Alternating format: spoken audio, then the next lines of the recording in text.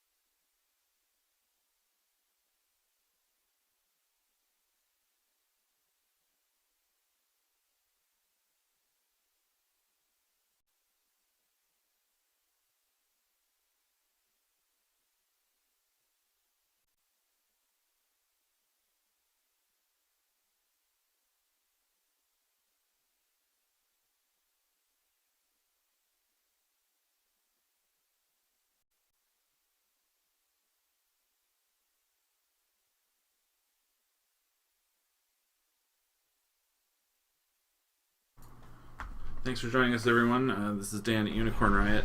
Much appreciate your support. Please let us know about the work we're doing. Okay, looks like the judge is coming back. Thank you for joining us. Curfew starts at 7 p.m. Thank you, Your Honor. Sir, during this restraint period that you've defined from second 0 to 9:29, did George Floyd present a threat of escape during this encounter? No, he did not. Did he present a threat to physical property? No, he did not. Did he present a threat to the physical safety of the officers? No, he did not. Or anyone else? No. Did he present any sort of threat at all? No. Your analysis, you noticed there were a number of bystanders in the area, is that right? Yes, that's correct. Did your analysis include an assessment of what impact bystanders may have had on the situation? Yes. So now moving into the fourth step of my analytical framework, the facts and circumstances include the bystanders and their interactions. All right. And at this time, I'd like to play clip 12, which is Exhibit 49, starting at marker timestamp 20:22:22. My stomach hurts. It hurts. Everything hurts. Get some water or something. Please. Please. I can't breathe, officer. They gonna kill me. They gonna kill me, man. Takes a heck of a lot of oxygen. Bro, with your feet on that net, man, you get off the Come on, man. How many bystanders did you observe at that particular moment in time? A handful. There are 5 visible on the screen. At one point, it looks like someone a little further to the left of the screen is maybe walking across the street. And this is another example of a clip that we've previously seen. Is that right? Just taken from the body-worn camera of Officer Tao, who had was oriented toward the bystanders. Is that right? Yes. So the video clip that's sort of directly below the 2022-18 clip. We heard Mr. Floyd saying the same things. That was when I was describing his voice getting slower and thicker. In the end of that clip, and at near the end of this clip that we just watched, you can hear one of the bystanders make a statement about the officers being on Mr. Floyd's neck. That is the first time in this interaction, more than 3.5 minutes since the use of force began, that any bystanders are criticizing what the officers are doing. The only prior comments from one of the bystanders are encouraging Mr. Floyd to comply with the officers. Right. And so prior to this point, just describing the noise level or the volume of the bystanders and their voices at the time that George Floyd is expressing some medical distress to the defendant. As you can hear, the bystanders are pretty quiet. You hear Mr. McMillan's, I believe it is, voice near the end of the clip. But other than that, it doesn't sound like anything more than normal road traffic. If you could please then advance to clip 13. And this is from Exhibit 15, which is the Frazier bystander video at 20:23:11. If you would publish that, please. He's being held down. They'll kill me. I can't breathe. This is why you don't do drugs, kids. I can't breathe. What did you hear in that clip that was relevant to your analysis of other facts and circumstances as related to the bystanders? So you hear Officer Tao say something like, "This is why you don't do drugs, kids," to the crowd.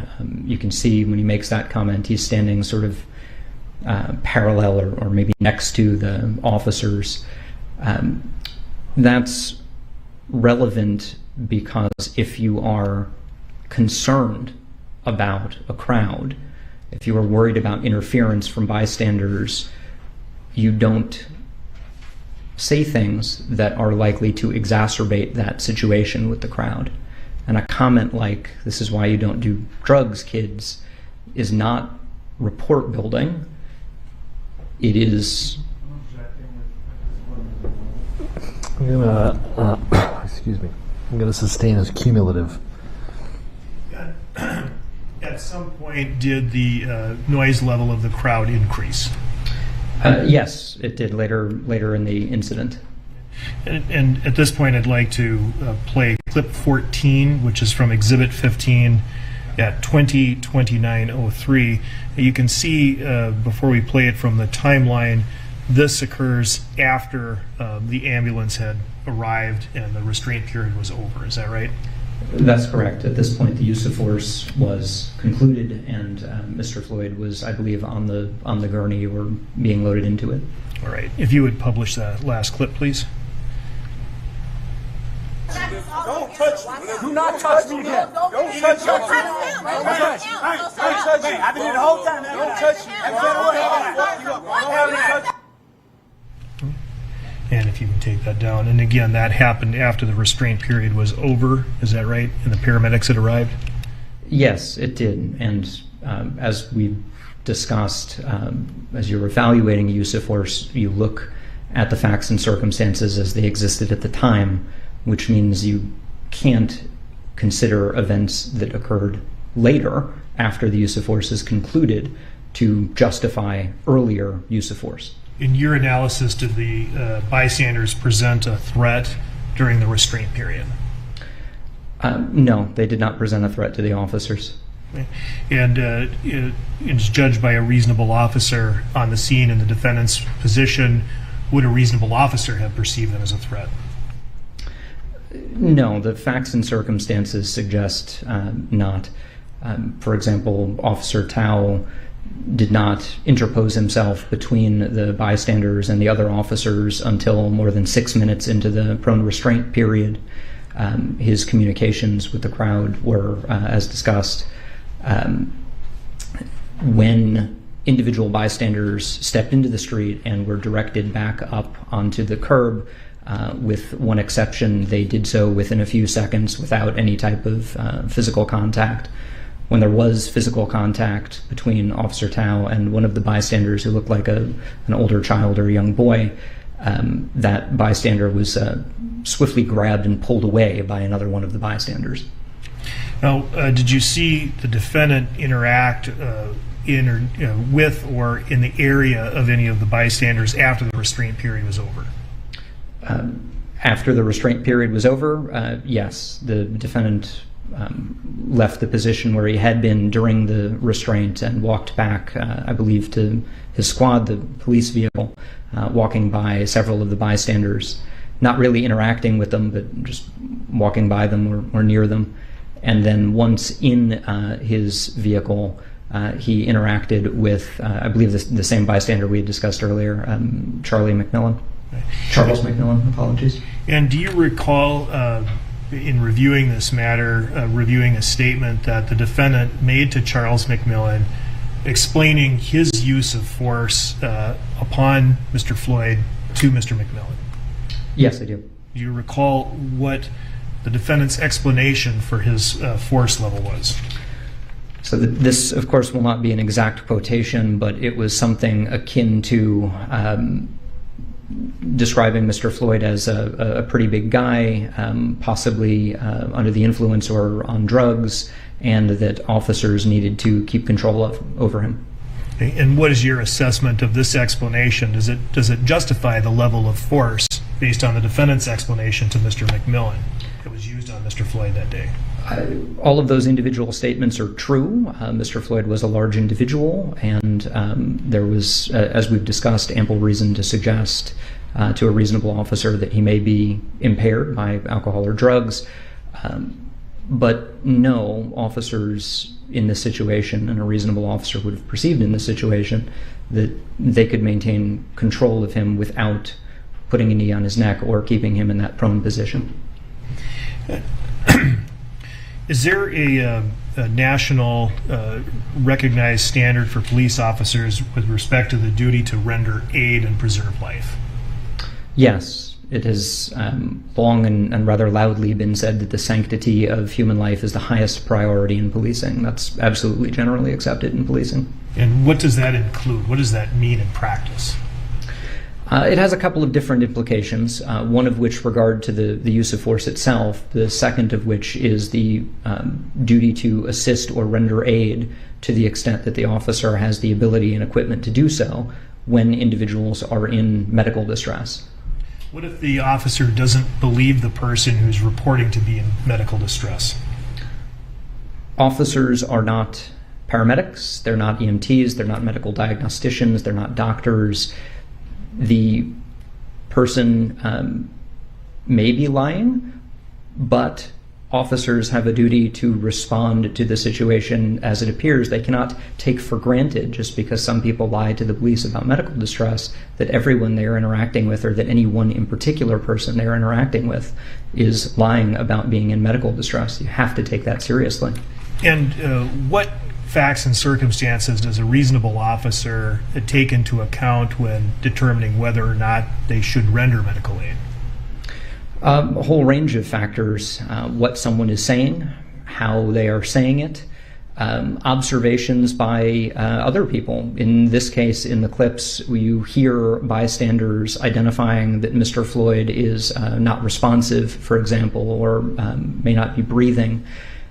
So whether the reasonable officer is really paying close attention to Mr. Floyd, or whether the reasonable officer is really paying closer attention to the crowd, the point is the same. The evidence is suggesting that there is medical distress here. Of course, you also look at the individual's behavior. So in this case, you can not only hear Mr. Floyd saying that he can't breathe, but you hear the change in his voice, as we discussed. You hear him stop talking. You see him stop moving, and the reasonable officer here would have been aware that at one point he no longer had a pulse. All of those individually are indicators of medical distress, and as you look at them comprehensively in order, it's signs of increasing medical distress. Then, Professor, I'd like to go to the last stage of your four-part analysis, and that is to determine whether officers' actions are appropriate, proportional, and reasonable. And I'd like you to now please share with the jury what conclusions that you have reached regarding the use of force by the defendant on Mr. Floyd. So I'll ask you first, you have an opinion to a reasonable degree of professional certainty as to whether the type of force used by the defendant on George Floyd on May 25, 2020 constituted deadly force. I do, yes. And what is that opinion? That it did. The use of force had the foreseeable effect and a substantial likelihood of resulting in death or great bodily harm. Do you have an opinion to a reasonable degree of professional certainty as to whether the type of force used by the defendant on George Floyd on May 25, 2020 was reasonable as viewed by a reasonable police officer on the scene? I do have such an opinion, yes. What is that opinion? Both the knee across Mr. Floyd's neck and the prone restraint were unreasonable, excessive, and contrary to generally accepted police practices. When, in your opinion, did the unreasonable force begin? When Mr. Floyd was initially put into the prone restraint position and when the defendant's knee was placed onto his neck. And when did it end? When the defendant's knee was lifted off of Mr. Floyd and he was taken out of the prone restraint position. Do you have an opinion to a degree of reasonable professional certainty as to whether defendant's use of force whereby he restrained Mr. Floyd in that prone position for 9 minutes and 29 seconds on May 25, 2020 was reasonable as viewed by a reasonable police officer on the scene? Yes. And what is that opinion? No reasonable officer would have believed that that was an appropriate, acceptable, or reasonable use of force. And was the force unreasonable as it started and as it ended? From the time it was initiated and throughout its duration, yes. And finally, do you have an opinion to a degree of reasonable professional certainty as to whether the defendant appropriately rendered medical aid to Mr. George Floyd on May 25, 2020 in accordance with generally accepted police practices? I do, yes. And what is that opinion? The failure to render aid to Mr. Floyd, both by taking him out of the prone position and by rendering aid as his increasing medical distress became obvious, was unreasonable and contrary to generally accepted police practices. Right. Thank you very much, Professor Stoughton. I have no further questions, Your Honor. Mr. Nelson.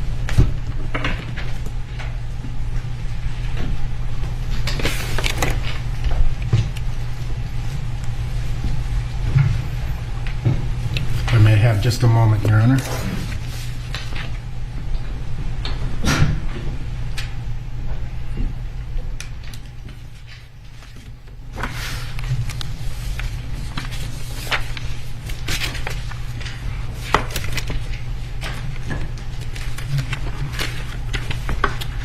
Good afternoon, sir. Good afternoon. Thank you for being here. Mr. Stoughton, correct? Stoughton, yes, but Okay. nobody gets it right, so I won't take it personally. All right. So, Mr. Stoughton, you testified that you were a police officer for approximately 5 years before going into the more academic nature of your work. I was full-time with the police department for a little less than 5 years and stayed on as a reservist for another 6 months. And was an investigator before ultimately going to law school and taking an academic route, yes. Okay. And you analyzed this case principally from an academic standpoint, correct? I would not describe it as academic, no. I would describe it as the professional standards for policing. Okay. And the Graham versus Connor standard that you've discussed, I mean, there's more to it than just those three factors. Agreed? The Graham v. Connor standard is the Fourth Amendment standard, yes. There's more to Graham v. Connor, and there's more to the professional standard than just Graham v. Connor. And that would include that the analysis of an officer's use of force is viewed from the totality of the circumstances, correct? As viewed through the lens of a reasonable officer, yes. So it's not just 14 10-second clips it's the totality of the circumstances viewed through that lens. Agreed? Yes. And in fact, one of the standards that Graham versus Connor establishes is that shouldn't be viewed from the 20/20 lens of hindsight, right?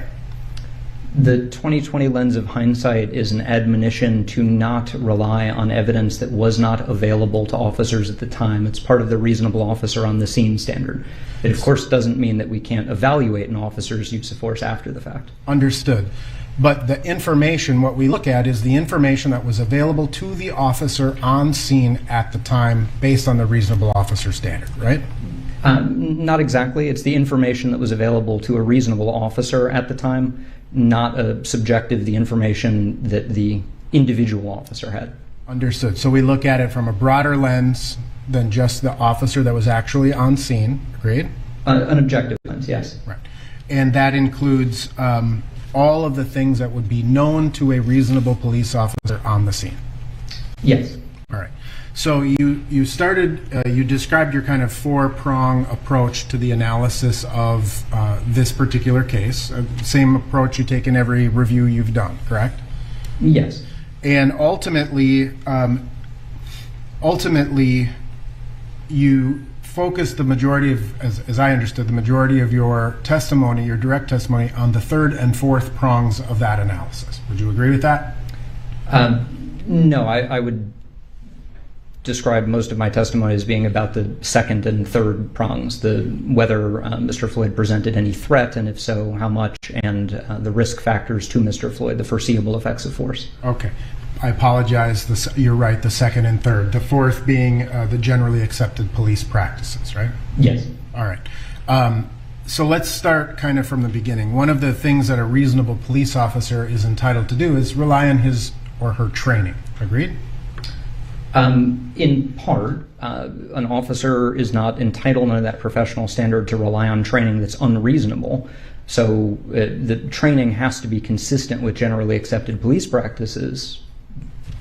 But if the training is based upon generally accepted police practices, a reasonable officer is entitled to rely on his or her training. Agreed?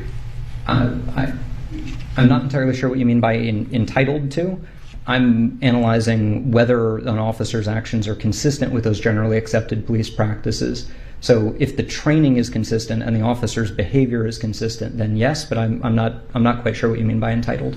When an officer approaches any use of force or any arrest, one of the things that a reasonable police officer takes into consideration is his or her training. And provided that that training is based upon generally accepted police practices, they can rely on their training in assessing the risk, the threat, all of the things that you've discussed. Agreed? I think you're asking two different questions. So one question is, what does an officer rely on? And the second is, how does that factor into the analysis of an officer's actions? And those are very different questions. Okay. So let's answer them one by one. Sure. Starting with the first. How would you answer the first? Yes, officers generally rely on their training. At least I certainly hope that's the case. And that also factors into the analysis, correct? No. I'm not assessing an officer and whether they satisfied their training standards. I'm looking at whether they satisfied generally accepted police practices. So from my purposes, it's irrelevant whether an officer is doing what they were trained to do or what they were not trained to do, because I'm looking at the professional norms that we expect. Fair enough. Okay. Now, when an officer, let's kind of look at those second and third prongs step by step a little bit again. You testified that when a reasonable officer is allowed to take into consideration what information they would have received before the force began. Agreed? Yes. And in this particular case, you understand that Officer Chauvin was initially dispatched to this offense, correct? Yes. That dispatch was subsequently canceled, correct? Yes. That a second set of officers responded or took over the call, so to speak, correct? Yes. And that Officer Chauvin, without the other officers on scene, was dispatched in an emergent state. Agreed? Explain the last part, I'm sorry. the officers on the scene did not request backup, a dispatcher made the determination that these officers needed assistance, correct? Well, offhand, I don't remember exactly the justification for the response, but I will accept that if that's your representation. And ultimately, so if an officer is canceled from a call, but then in an emergent situation, that's going to give a reasonable police officer a heightened sense of awareness as they respond to that call. Agreed? It depends on what information is provided to the officer and the reason they're responding, whether they're responding code 3, lights and sirens, or not. I would say it can, but I'm not aware of any facts and circumstances that would apply in this case. So in this particular case, after Officers King and Lane initially responded to the call, dispatch sent Officer Chauvin and Officer Tao code 3 to the scene. You don't recall that? I would have to review the materials, but again, I'll accept your representation of that. And ultimately, it was then because they were taking somebody out of the car, correct? Implying that a reasonable officer would know that someone was being removed from the car for some reason, right? Yes, And I recall that now, thank you. And an officer would have that, a reasonable officer, if we can take what they would know before the use of force into consideration, would know that fact. Yes, a reasonable officer would have known that at some point prior, officers removed Mr. Floyd from the vehicle, and from a vehicle. One of the factors that you discussed in terms of the Graham v. Connor standard was the severity of the crime they were responding to, right? Yes. And ultimately, in terms of that, do reasonable police officers frequently encounter a situation that starts out as a mild offense, but elevates to something more serious? It's certainly possible. I don't think there's any reason to suggest that there were facts or circumstances of that here. Well, if the officers who were initially on scene were struggling with an individual, resulting in dispatch stepping up 2 additional officers code 3, that would at least imply that there was something more serious than just a counterfeiting, correct? No, not necessarily. In this case, they were taking Mr. Floyd out of the vehicle for the counterfeiting, resulting in a dispatcher stepping up the call to code 3. Yes. And so, again, reasonable police officers, in addition to relying on their training, provided it meets professional standards, they also can rely on their experience, is right. With the same caveats, yes. Provided that those prior experiences meet with professional standards. Right. Again, there's a difference between what an officer is relying on and whether their behavior meets the generally accepted police practices. And so one of those types of issues that a police officer may have experienced is perhaps people don't like to be arrested, right? That is not uncommon. Right. And that people who are being arrested sometimes feign illness or feign some medical emergency in order to avoid being arrested. Agreed? So officers would know that when they get someone medical attention and it turns out that a qualified medical provider can say there's nothing here. Or that the person's behaviors change, right? They say, I'm having a heart attack, but then their behaviors are inconsistent with their words. They start doing jumping jacks or something. I've never seen that. Okay. So it's also, again, based on an officer's experience. It would be reasonable police officers may experience one suspect in a car disrupting the police intervention to assist other people in the car from avoiding apprehension. Have you seen that? I'm sorry, can you ask that again? Sure. There would be, again, based on a reasonable police officer standards, or a reasonable police officer's experience, that one person who is being detained by police may obstruct that police intervention to sort of protect or hide information about his or her passengers. that the individual who is being detained may resist or obstruct in order to prevent his or her friends from being searched or identified. I suppose, at least in theory, that's possible. In this case, it's not clear that a reasonable officer in the defendant's position would have been aware that there were passengers. Well, you said you spent 120 to 130 hours reviewing the body cameras, correct? Yeah, something like that. And you are aware where Officer Chauvin... And the rest of the materials, of course. And you're aware of where Officer Chauvin and Officer Towle parked their vehicle, right? Yes. And you were aware, based on the materials, that an additional squad car was there from the Minneapolis Park Police, correct? Yes. And that officer, where they were parked, was essentially across the street from each other at the point that Officer Chauvin arrived. Agreed? Yes, there were several cars on that street. What I'm saying is I'm not sure what a reasonable officer in Officer Chauvin's position would have known about events that occurred on scene prior to his arrival.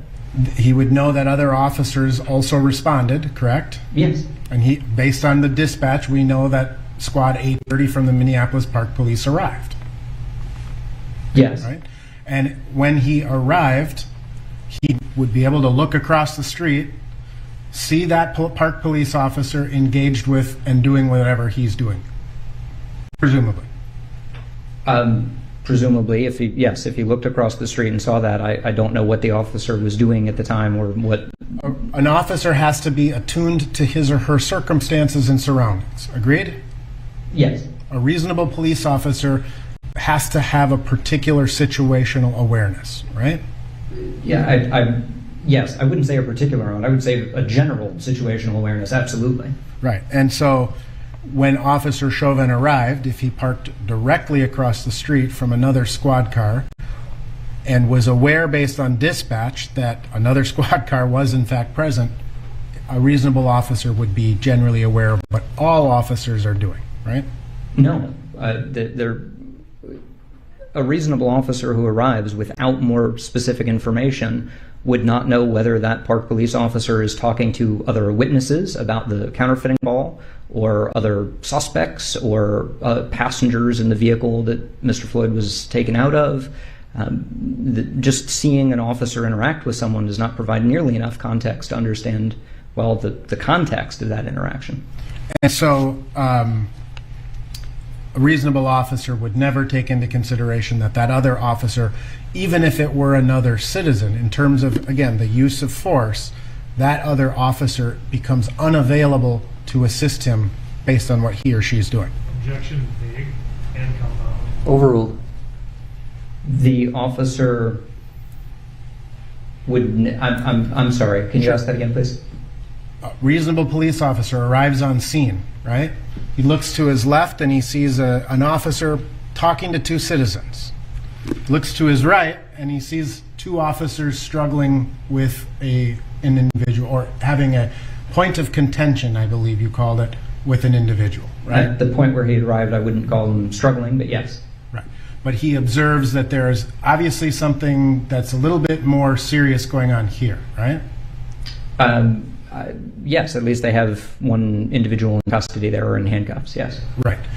And the reasonable police officer would know that other officer who's all the way across the street is not going to be as much of an assistance as he could potentially be as he's approaching the...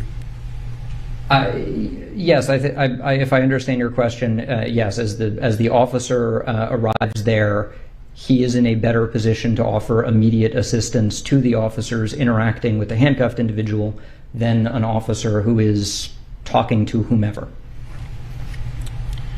And a reasonable police officer will assess a person's words in the context of their actions. Agreed? I would say assess both their words and their actions, yes. And if someone is saying, I'm going to cooperate, I'm going to cooperate, I'm going to cooperate, that's what they're saying, their words are saying, but their actions are not cooperative, right? What is an officer to do in that situation? Just automatically believe that they're going to sometime cooperate? I think it depends on the situation. No, I don't think an officer has to assume that this person will, at some future point, comply. And in fact, an officer, again, is entitled to use force under these national standards greater than the force or greater than to overcome the suspect's actions. Agreed? So I really don't like greater. Sometimes I hear that formulation, but it doesn't make a lot of sense to me. If someone is running away, what is force greater than running away?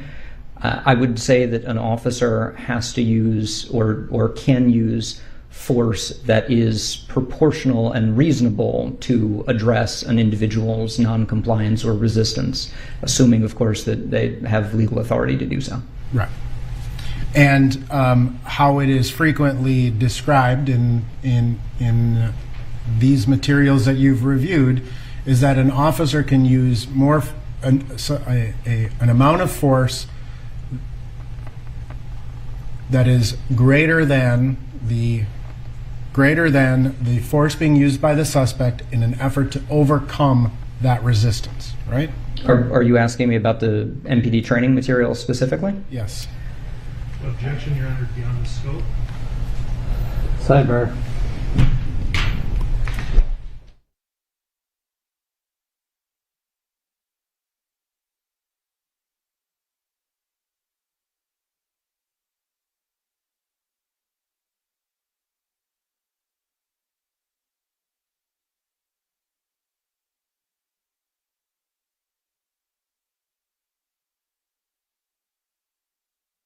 Withdrawn.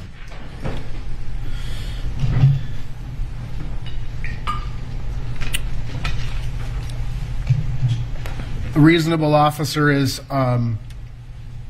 should be permitted to rely on information that they receive from his or her partner officers, correct? Yes. And do you recall in reviewing the video after or as this struggle was ensuing, Officer Chauvin asking if he was under arrest? I do. I believe that's either prior to or as they're taking him out of the police vehicle. And other officers confirmed that he was under arrest at that time, correct? Yes. Either Officer King or Officer Lane says, well, he's under arrest for forgery, or again, something very similar to that. Right. And Mr. Floyd said forgery for what, right? Yeah, something like that. And so in the context of this particular case, does a reasonable police officer decide if the suspect should be put into the squad car, or does the suspect decide whether they should be put into the squad car? The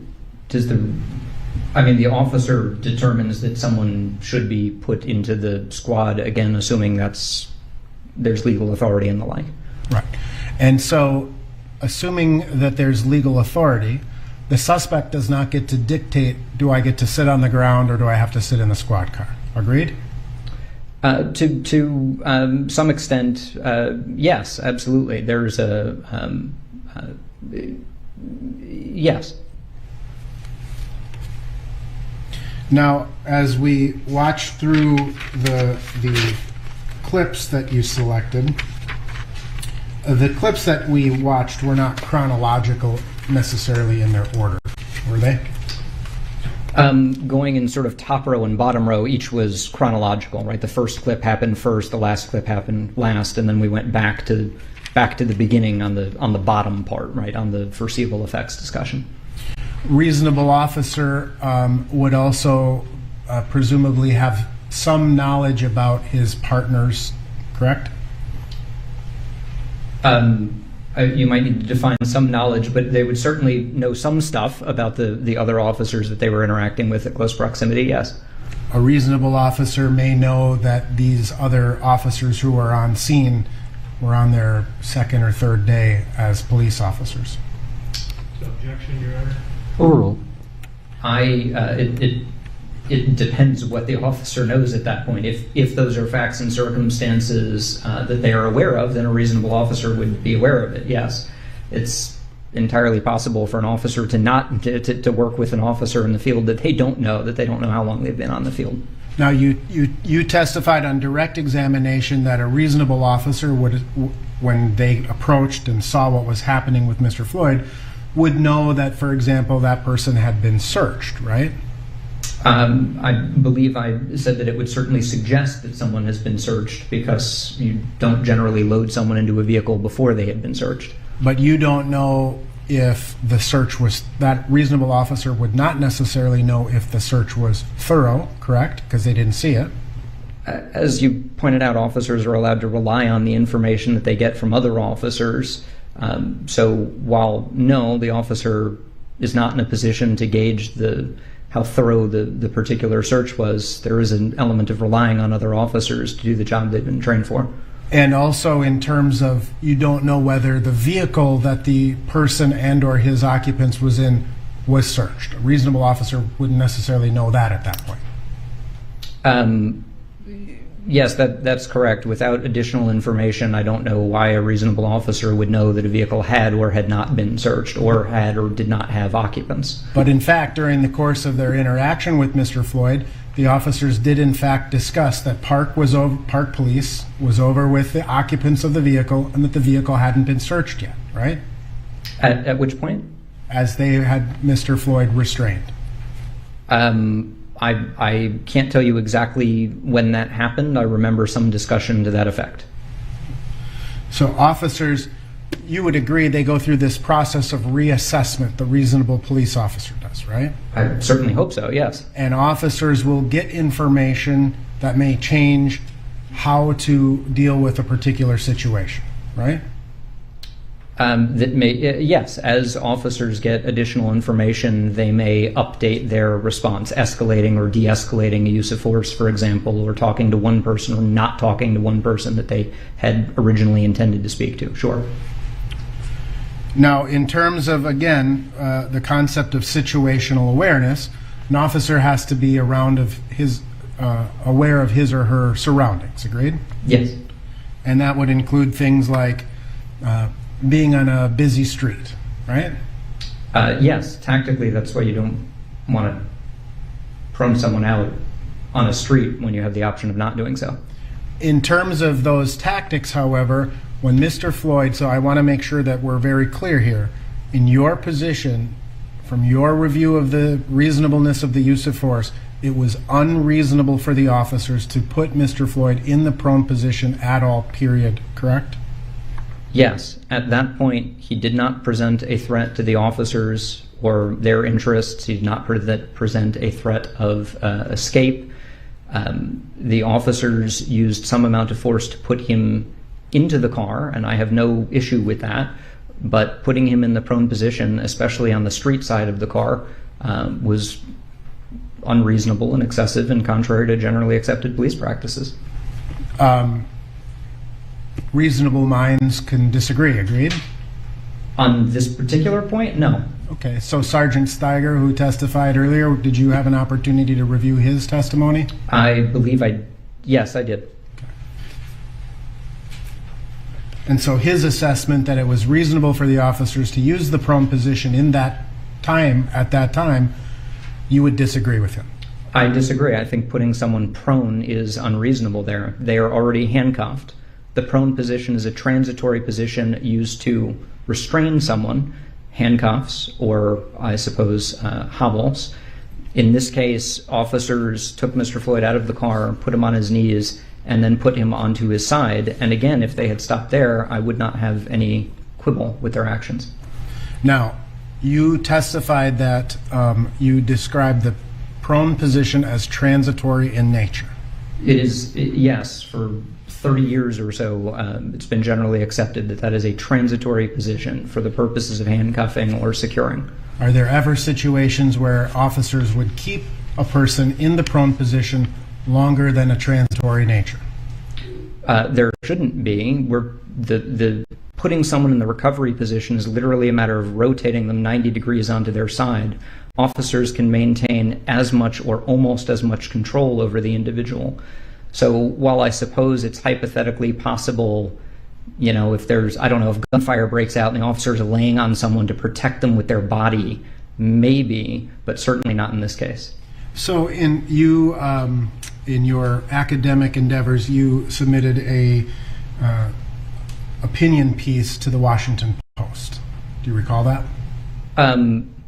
Specific to this case, I don't know, close to 30 op-eds at this point. So, on May 29th of 2020, an article appeared in the Washington Post, authored by Seth Stoughton. That's you, right? Stoughton, but Stoughton, yes, sorry. That's all right. Jeffrey Noble. That's the person you wrote the book with, right? Yes, one of the two individuals. Yep. And Jeffrey Alpert, right? The other co-author of the book. Yes. And so you wrote officers might need to hold someone down in the prone position, but they should do so by putting their shin across the subject's upper back, not the neck. Do you disagree with that? Objection, Your Honor. Hearsay. Overruled. Are you asking me if I wrote that? Correct. I did, yes, referring to handcuffing.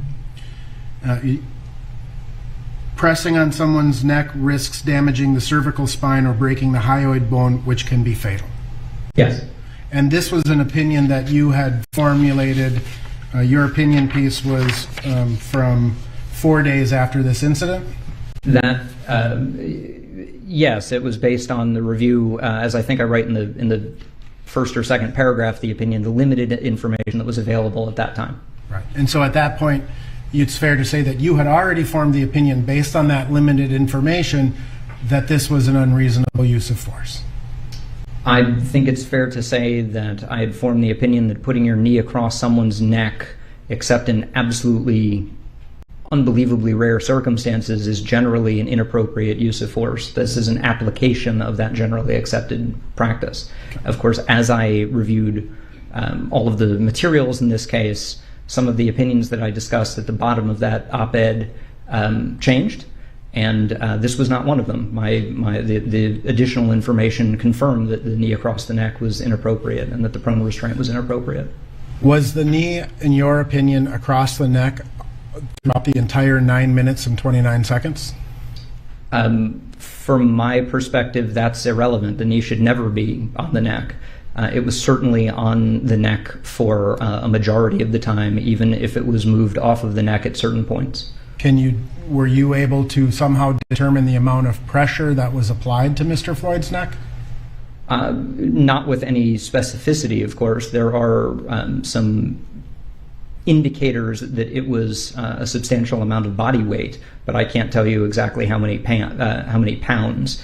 For example, the positioning of the defendant's hips forward and over the left leg, the position of the defendant's shoulders as opposed to being back in sort of a squat position where you'd be resting on your feet. It was forward, indicating more weight on the front towards the knee. And at times it was to the right, correct? Yeah, I think his hips, or not his hips, excuse me, his right shoulder dipped at some point. I'm unable to say what effect that had on the weight on his left knee. So let's go back to the period of time when the officers were attempting to put Mr. Floyd into the squad car. Reasonable police officers, again, in assessing their use of force, have to take into consideration the strength of the individual, right? Yeah, sure. Based on the experience that they may just have had, right? How strong someone is a reflection of their physical ability to resist in different ways. So that is certainly a factor in that threat analysis. And you already testified that a reasonable police officer can take into account size differences. Agreed? Size differences, number of officers versus number of subjects, physical characteristics, age. A 10-year-old versus a 40-year-old may present a different threat or risk analysis. Agreed? Yes, they have different levels of physical ability, the threat that they present or the severity of the threat they present, even in doing the same actions, right? A healthy college student and a morbidly obese 90-year-old are not going to throw the same punch. reasonable police officers do take into consideration an expected, perhaps, EMS response, right? In what context? Time. I'm sorry, in making which decision? Yes, absolutely, reasonable police officer. I mean, when you call EMS, you expect EMS to respond. So certainly officers can act in reliance that EMS will respond when called. Right. And you understand that in this particular case, EMS was called Yes. and that was contemporaneous to the point of the discussion about the use of the MRT, correct? Yes, I forget if that's when they were initially called or when they were upgraded, but yes, somewhere in there. And again, a reasonable police officer in assessing the physical condition of the suspect, it would be reasonable for him to increase the response of EMS based on those observations, right? To upgrade it, to ask for a lights and siren response, yes, absolutely. What's not reasonable is Objection, non-responsive at that point. The answer is concluded at that point.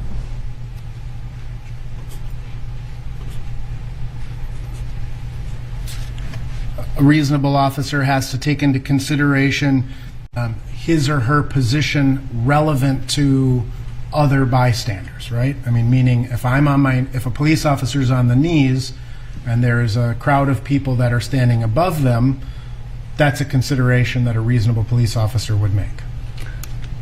Depending on the situation, that can affect a concept that's referred to as reactionary gap.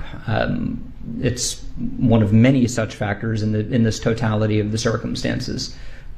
So if there is some reason to believe that the crowd is threatening in some way, yeah, absolutely. I don't see that the case here.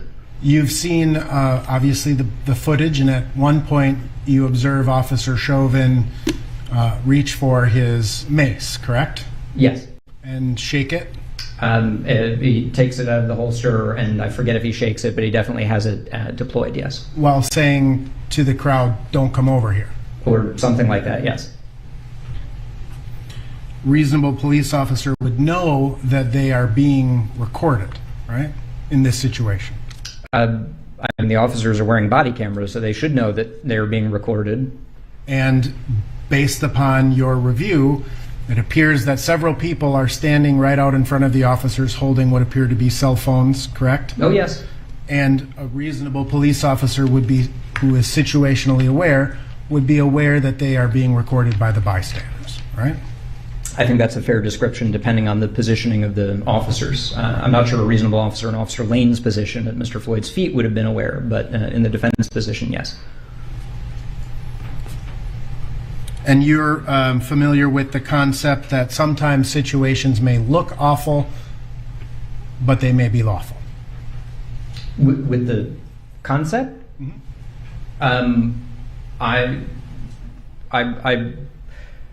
I suppose. Can you explain what you mean there, please? Sure. The police use of force is never a particularly attractive thing to watch or to witness. It's not very pretty. I think that's often the case. Right. And just because it's not very pretty does not mean that it's not lawful use of force. Agreed? Yes, sure. An officer can act reasonably and consistent with generally accepted police practices, and it can look bad. As I said, I don't think that's the case here. Based on the standards that you're aware of, prone control of a subject versus prone handcuffing, are those two different police practices? There is a significant difference between the positioning and the techniques of getting someone into handcuffs and then the techniques and tactics of maintaining control of someone once they've been handcuffed.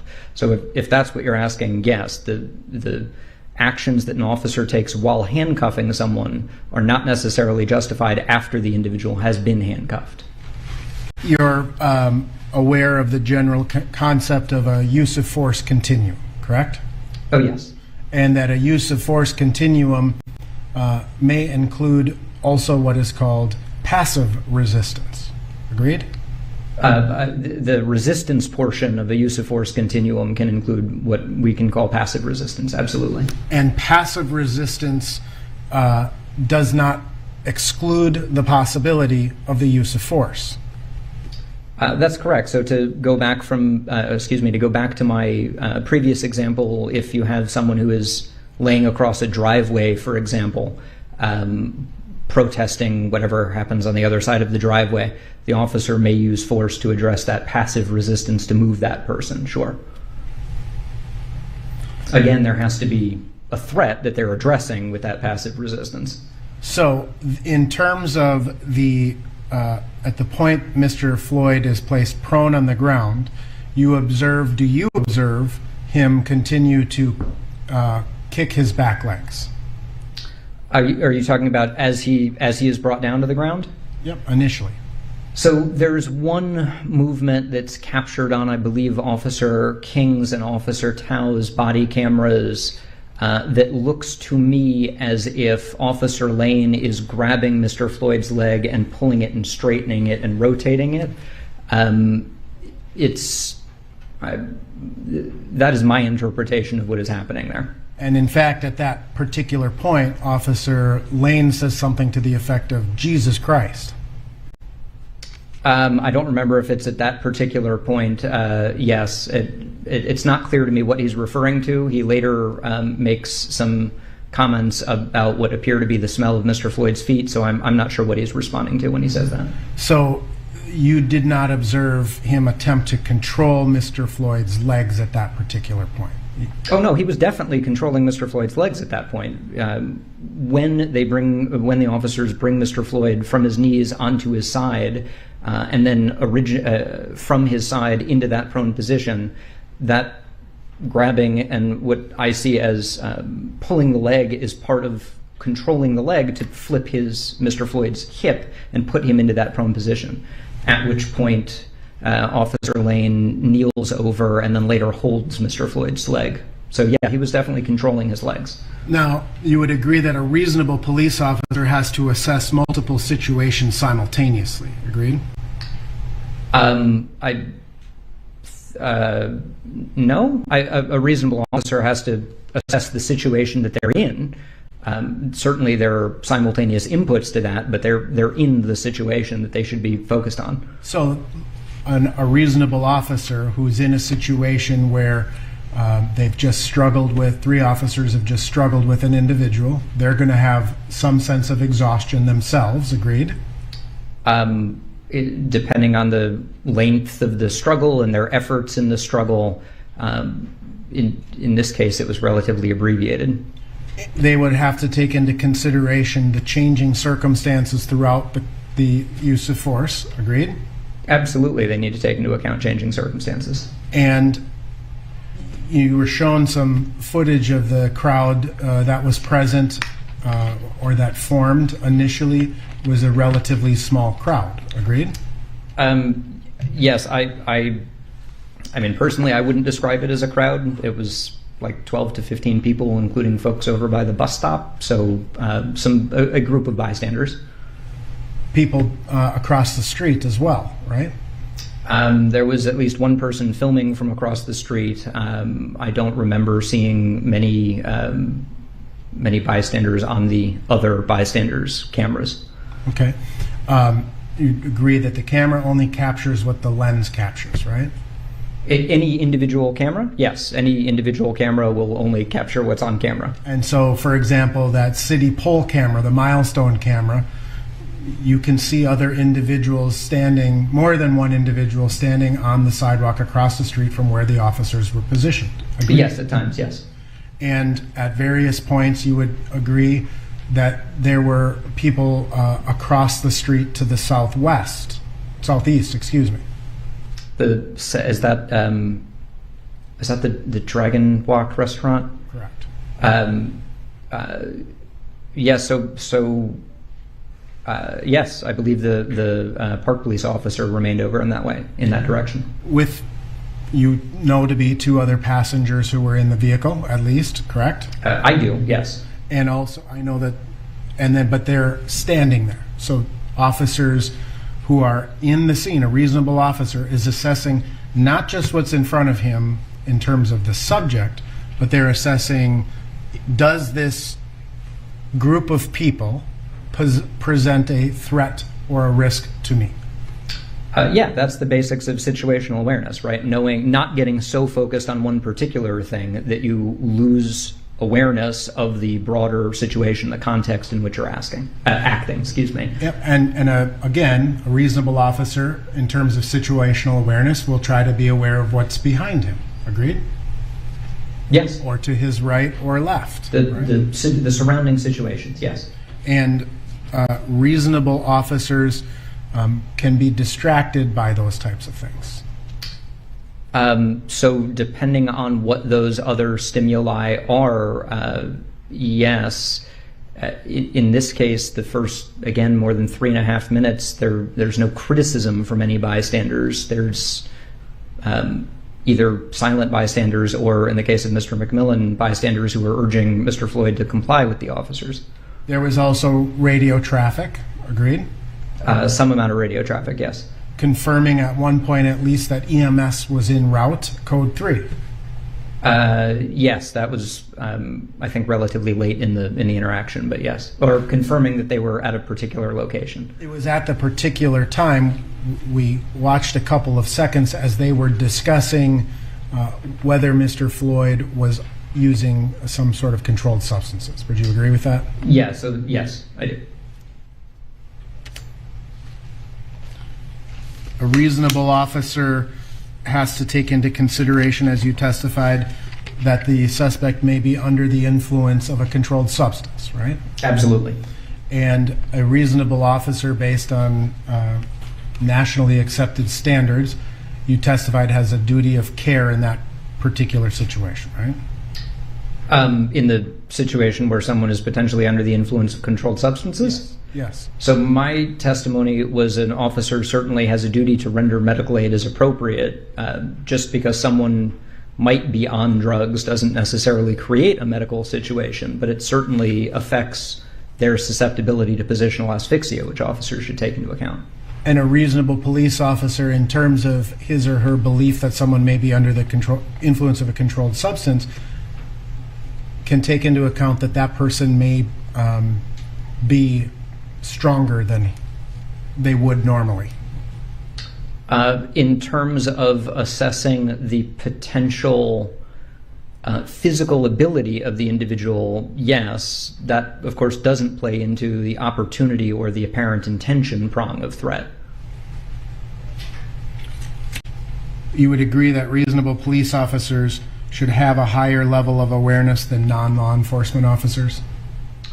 I think the nature of the job makes that a really good idea, yes. When you take into account the reasonableness of the use of force, you would agree that you're not actually experiencing what the officers felt at that point, right? That I individually am not experiencing it? No, I am applying the reasonable officer on the scene framework. I am not, in fact, there. Right, and so you don't have the same sensory responses to what the suspect or the officers are doing, right?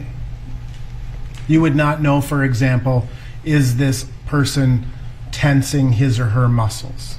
Because you're not feeling or touching that person. Yeah, so tactile feedback is one of the things that may not show up on video. It might, but it does not always show up on video. That's correct.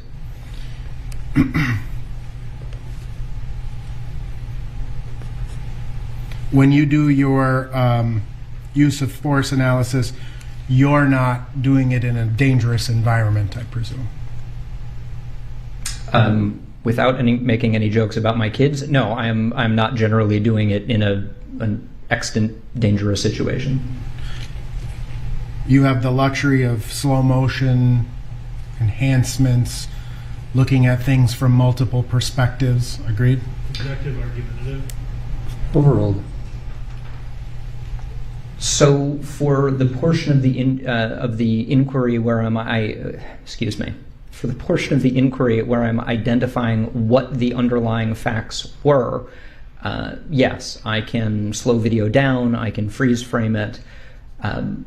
As I am taking those facts and circumstances and identifying what a reasonable officer would have perceived in that situation, I'm of course aware that a reasonable officer on the scene does not have those capabilities. Now, you also described repeatedly seeing what you believed to be Mr. Chauvin's knee on the neck of Mr. Floyd, and you described that as deadly force. Agreed? Yes. And you're trained in prone handcuffing and prone control yourself, correct? Yes, I suppose. And in terms of an officer's training to use prone control, as you describe in the Washington Post article, the knee should be in the back between the trapezius muscles. Agreed? Trapezius, shoulder blade, tricep area, lat, the big muscle under here. Yes. And that would not be considered the use of deadly force. Agreed? If again kept transitory, so that we aren't turning that into a prolonged prone restraint, then no, that would not be considered deadly force. Reasonable police officer, based on national training standards, would take into consideration the prospect that a person who fights with them and then appears to be compliant could potentially become a threat again. So what you're describing is risk, right? The idea of they could potentially become a threat, that's the very definition of risk. Yes, and officers can do a range of things to mitigate risk and to prevent it from becoming to prevent it from becoming a threat. They can't use force to address risk. But they can use some degree of force to deal with passive resistance. Yes, they can use some degree of force to address passive resistance. Passive resistance does not present, of course, a threat of escape or harm to the officers. And it's the type of situation where if someone is passively resisting while officers are just trying to maintain control over them, then you just hold them on their side. And in terms of a person who's handcuffed, it's not a reasonable officer would never expect that person to get up and run away or become a threat again? That's not my testimony. My testimony is there may be some risk of that, but officers can generally maintain control over a handcuffed individual in the side recovery position, which is what it's designed for. You also watched one of the clips where one of the officers checked for a pulse, correct? Yes. And you heard Officer Chauvin say, huh? Yes. And then the response was, I'm just looking for a pulse? It was something like that. I said I was checking for a pulse, or said I was looking for a pulse, or something like that. At the point that the officer references, we didn't watch the entirety of it during this clip, but at the point the officer references that he was passing out, you also hear officers say, but he's still breathing. Yes. At that point, he was still breathing. Or at least the officers are narrating he was still breathing at that point.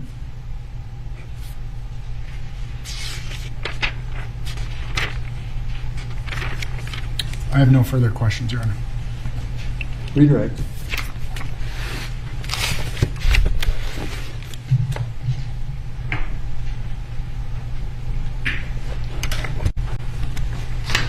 Thank you, Your Honor. Sir, you were asked some questions, and I'd like you to provide some further explanation regarding using more force than the subject presents. Right? And I believe you were asked if the officer was allowed to use sort of a level up of force. Is that an oversimplification of the reasonableness standard? Yes, it is, and it's an oversimplification that really doesn't make a lot of sense, right? Like I said, what does it mean to use a level up from passive resistance or someone running away? You know, running faster doesn't count. So I don't find that to be a helpful formulation of explaining proportionality and reasonableness. And you also testified as to the need for officers to reassess the situation on cross-examination. Is that right? Yes, absolutely. Be situationally aware of changes in circumstances. Is that right? Yes, absolutely. And that, some officer may need to be aware who's behind them across the street at some point. Is that right? Sure. Officers should maintain that level of situational awareness. But should a reasonable officer maintain a level of situation awareness as to what's going on right in front of them? Absolutely. That's still the primary focus. Situational awareness is not exclusively focusing on what you're dealing with right in front of you, but it's also not ignoring what you're dealing with and that's right in front of you. And with respect to tactile response, that's feeling the response of someone who you're touching. Is that right? That's correct. So someone who's, you can't just tell looking whether I'm pushing on my own hand. So yes, that's correct. Would a reasonable officer in the place of the defendant then have the situational awareness to understand that he's kneeling on top of a limp person who is not responsive? I would certainly have hoped so. Yes, a reasonable officer would absolutely be aware of that. And in terms of situational awareness and relying on information provided from partner officers, would a reasonable officer in the defendant's situation have paid attention when the comment that they couldn't find a pulse was made? Yes, absolutely. That's an incredibly important piece of information for an officer there, as is the moving of the individual. One of the things that we know about positional asphyxia is this concept of vicious cycle, which is that as someone starts to have difficulty breathing, they move or resist, if you like, for breath. They're fighting to breathe, not fighting officers. And again, this goes back almost 30 years as generally accepted with regard to positional asphyxia and the way officers should address it. In terms of rendering medical aid and the decision of an officer to believe if someone is stating something like, for example, I can't breathe, shouldn't the officer, using situational awareness, determine the credibility of that statement based on all the facts and circumstances presented at the time? Yes, and again, the officer has a very limited ability to engage in credibility determinations there.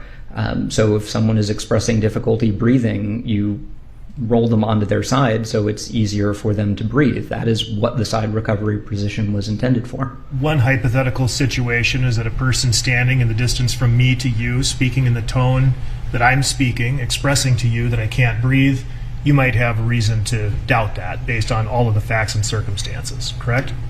Sure. Under our under our interactions, there's no reason to believe that that's the case. There's no behavioral indications. We're continuing to have the same conversation. As the officer, I would still want to take that seriously and potentially summon medical aid, but we're not in the position of me, knocking you down and doing CPR or anything. But if you're kneeling on top of me and I'm telling you that you can't breathe, that might be a different situation, and your situational awareness might prompt you to believe that, in fact, what I'm saying is what I'm actually experiencing. Sustained. What would the situation be? Well, never mind. I have no further questions. Any further recross? Thank you, sir. You are excused. Thank you.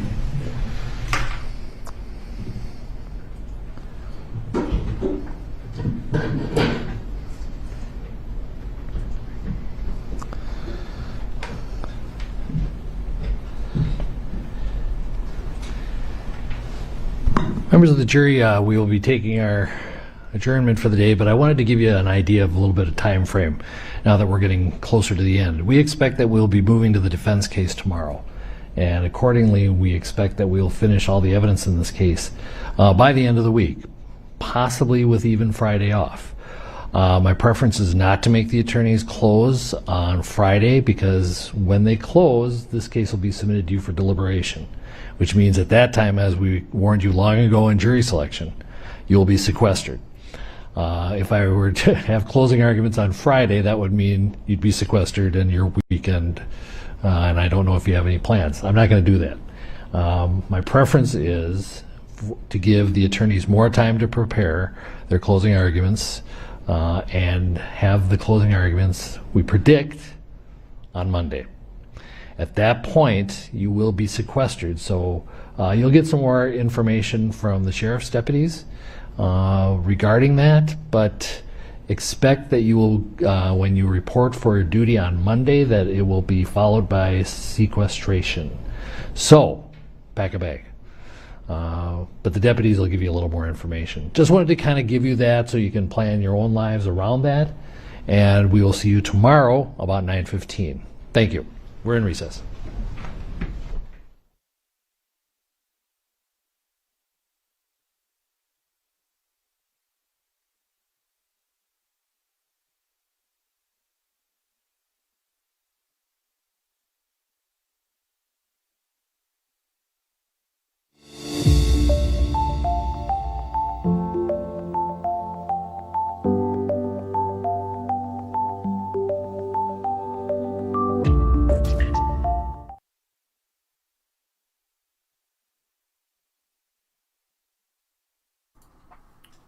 Hey, what's up everyone? Good afternoon. This is Dan from Unicorn Riot.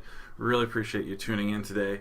This was essentially day 23, if you count all of those days of jury selection, and the Judge Peter Cahill, just said that essentially the defense is going to be making its case during Tuesday, Wednesday, Thursday, Friday this week, and then closing arguments will be on Monday, because he did not want them to have to go into deliberations on Friday, because then they'll be isolated.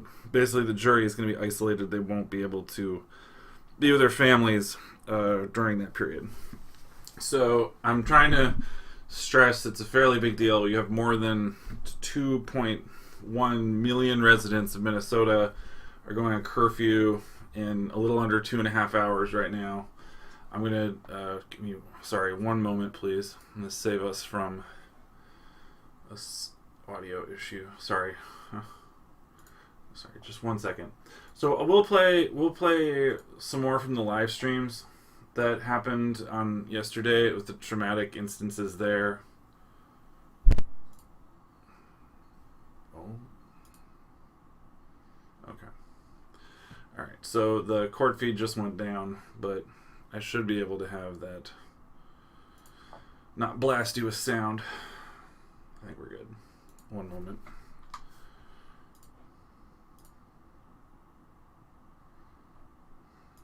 Sorry, just a second, folks. So we do really appreciate you tuning in. Yeah, I'll just wrap it up here a little bit. We'll talk about some of the other stuff that was happening in those press conferences today, and then we'll play some footage from what happened yesterday, some of the live streams that we got. So let's just go over a few things. Again, if you can support our work at unicornriot.ninja, that's much appreciated. It it makes a big difference if you can share our workout. Our website's here. We have a story on the Brooklyn Center, the killing of Dante Wright. We've got that posted now. And we also have news stories on Brazil as well. People telling us pretty much from the streets level what's been going on in Brazil. So the big event that was happening yesterday was police in Brooklyn Center killed Dante Wright.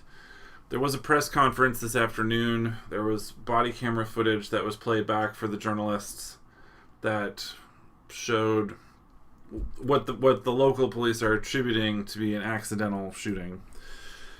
So that was the argument from the local authorities in Brooklyn Center. We've been hearing that they've been fortifying the police station in Brooklyn Center, and that they've been at least adding barricades around it. Don't have any latest in the last hour or so, but that was what we knew earlier today. And there was going to be a vigil at 7, and that vigil got moved up to 6 p.m. So we don't usually talk about event scheduling because lots of people have events, but because of the curfew that starts at 7, then people said that the vigil, which is at the site where the police killed Dante Wright, is at 6 p.m. That is what the activist people said today, apparently. So that, again, the Brooklyn Center is a suburb of Minnesota, a suburb of Minneapolis. which has about 31,000 residents. So I just wanted to mention some other, we have more in the story about this. We've got there's a picture of Mr. Wright, who lost his life on Sunday afternoon, and we have videos and interviews and other material. Interview with not an interview, but his mom making statements, and a lot of the stuff that happened outside the police department. Also, this was a veteran that we talked to. I ran that clip earlier today, so I won't run it again. And there was definitely damage and looting and whatnot in some of the nearby malls, as well as in some places in South Minneapolis. And the National Guard is intensifying. I'll come back to that in a minute, but there'll definitely be widely announced large amounts of National Guard tonight.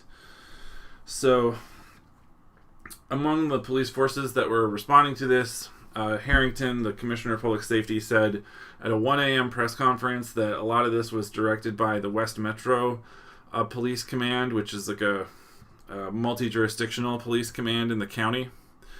So the National Guard was there, the State Patrol was there, Department of Natural Resources conservation activists or conservation officials have also apparently been activated, so there could see DNR officials who are peace officers also out on the streets in significant numbers.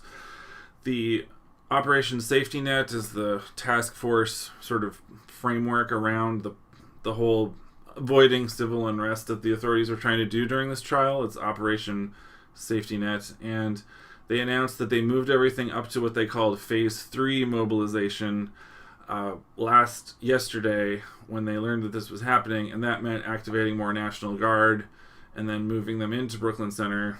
And they said that there were around 500 during yesterday, but they're going to be perhaps 1,000 National Guard out. I've seen photos so far this afternoon in the Loring Park area downtown, or off the edge of downtown, Loring Park and downtown Minneapolis. There was National Guard around there today for sure. I know that area well. So curfews are coming in effect at 7 p.m., which is 2 hours, 20 minutes. So that, again, that's all of Hennepin, Ramsey, and Anoka counties. That's more than 2 million residents in Minnesota. There are some exceptions, apparently, for workers, for a certain list of nonprofit organizations that are supposedly working with the government to de-escalate things. It is possible the vigil was canceled entirely. I shouldn't say for sure about the state of that vigil up in Brooklyn Center. There's been a few different things out there about it, but the official time definitely isn't 7 p.m. anymore because of this curfew. That is happening.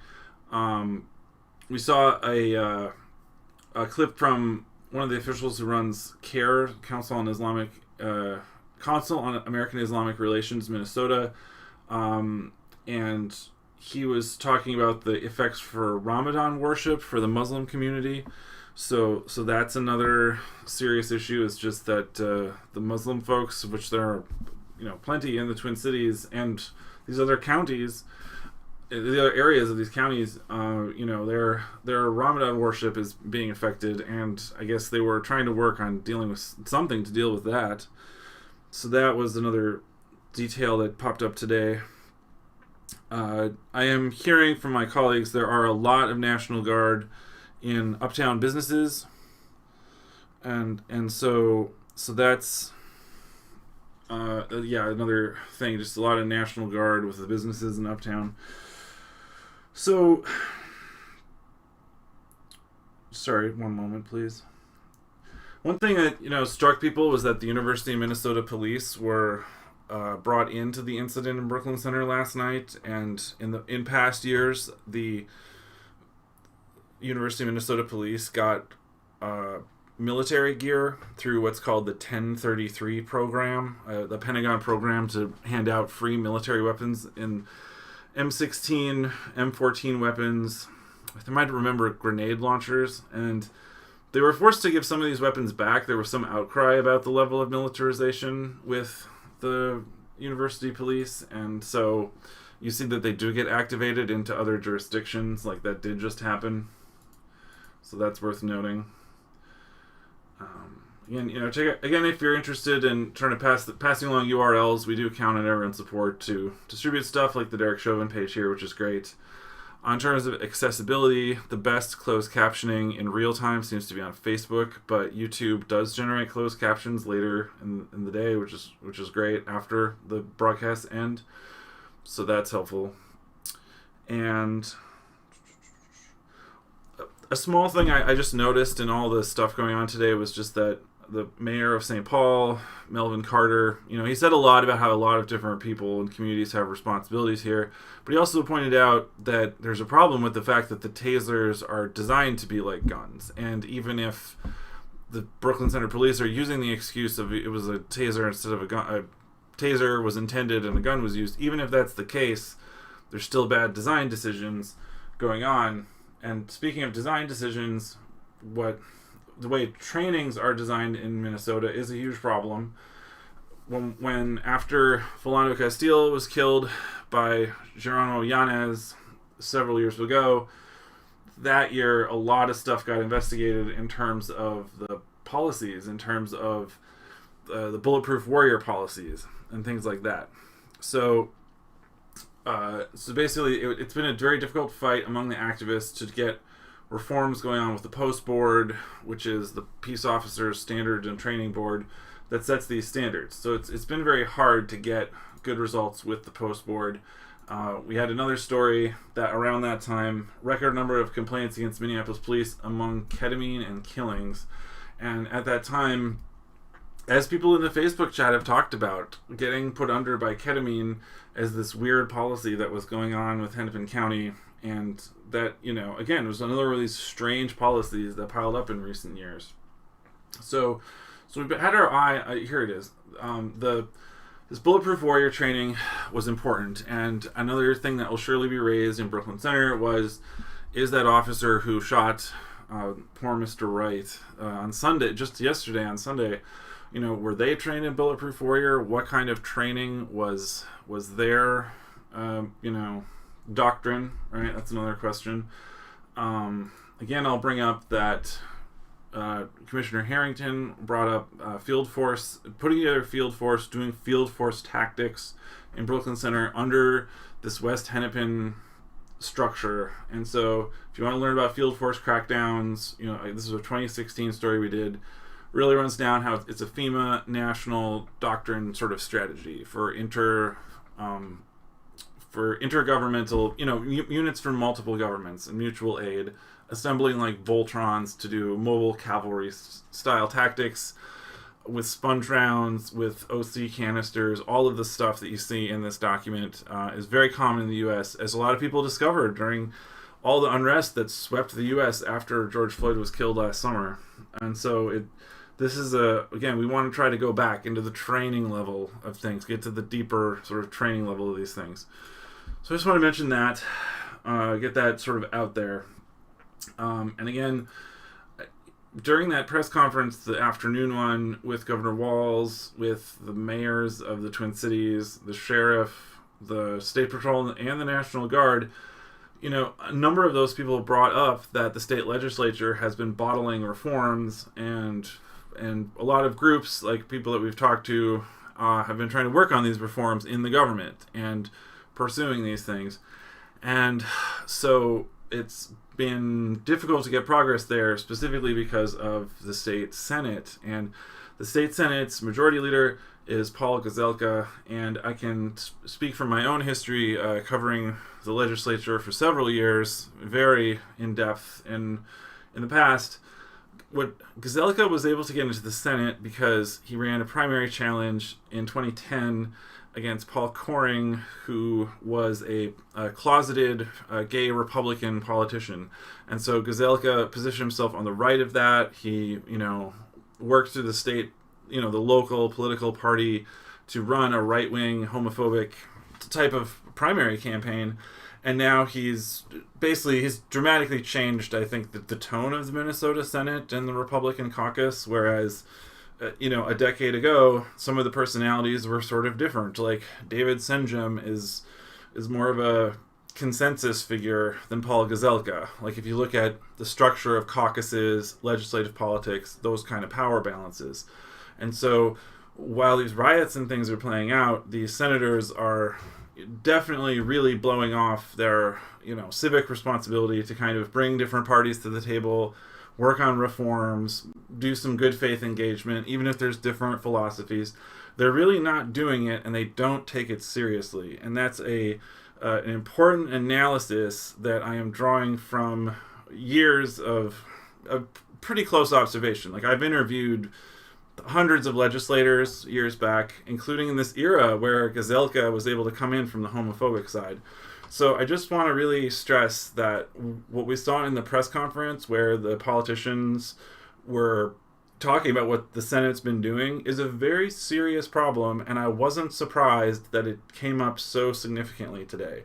So that is a huge deal. I'll leave it there for now, but it is, if you want to run back the history and the trajectory of these things, we got to look at these levels. How is the caucus power balanced in the state legislature? How are these officials trained? How are the law enforcement officials trained in doctrines like bulletproof warrior? How are field force operations being run as mobile cavalries very aggressively? One thing I want to mention is what happened last night. Our reporter on the scene, Nico, was observing how really these officers were pretty jumpy. This West Hennepin mobile field force was obviously making strange tactical decisions, and whenever someone would basically bend over to investigate or take pictures of the OC canisters, the flashbangs, the defense technologies items, and you can see links. We have a number of links to the our previous reporting about defense technologies munitions, and Sam Richards, there's a picture of the munitions, and one of our contributors, Sam Richards, actually gave us some more information about how these munitions supply chains work during these uprisings, and how the state was using aircraft in kind of a last-second effort to basically grab more munitions to attack people from Colorado and drop them directly in St. Paul. Like they were flying them in themselves from Colorado to St. Paul last summer. So these munitions are another central thing here, which should be analyzed and always comes up when these things are happening. So this is a lot of different angles there. I just wanted to get those pieces kind of on the table because, again, it's not just about one individual officer. It's about whole systems. It's about whole training doctrines. And, we try to make those available. We try to bring those out to folks so that you can get a deeper sense. If you look at this manual that I'm showing you now, no matter where you are in the United States, the next time something like what's going on in the Twin Cities happens in your area, this manual will definitely help you understand the overall picture. That it is very helpful because it is a national doctrine. So I just want to be very, it's worth spending time on that to help people understand the larger systems, the roots of how they work. So again, we have, older coverage, Bulletproof Warrior, the public forum related to Bulletproof Warrior. I ran clips from that a while back. I think it was about a week ago. So anyway, thank you for the time to let me lay that out to folks. I think we're gonna play it by ear. I'm not gonna say one way or another what's up with UR coverage today further, but we are planning to come back in the morning tomorrow and keep on covering court as we basically are in the last few days of the court proceedings. So again, I will, one moment please. Doesn't, no, sorry about that. So we are waiting for, these curfews are starting in the next couple hours. So everyone just, please be safe out there. Be aware of that. There are supposedly some exceptions for workers, for other, except they said credentialed media, things like that. So just, be aware of that. Just, I'll be careful. Okay, so we will keep you posted. We will keep you posted if we are doing more coverage. So just please keep an eye on our Twitter account, on our Facebook account. We will try to let people know, if we go live, sort of what our situation is, our capacities, all of that. It's been a lot. We're facing obviously a fairly intense time period, so I'll just I want to leave it to sort of wait and see. So you never know what will happen on the short term. Again, I'm Dan at Unicorn Riot. I really appreciate the help with Chris and Dee today, supporting a lot of the operations going on, and Alex has been our underwriting the writing of the tweets all day, and that's been very helpful. So, as I've tried to mention a bunch of times, that there's a lot of traumatic material, right? Like it's hard to see and hear, especially hear the body cam footage, the replaying these snippets, these key turns that represent so much on legal liability and medical and all that. So if you don't want to have to deal with what can be vicarious trauma, what can be a very painful thing, just the tweets are kind of our written version of that lets you step back. It's a condensed summary. It's we try to paraphrase and I think not to write it in a super dry way, but in a way that's emotionally engaged and sort of in the mix of what's happening here today. So that we don't try to just write our tweets in the most boring way possible. I'll mention that. So let's see. One moment, please. And again, there's been more aviation going on as well. There's been more. Sorry, one moment, please.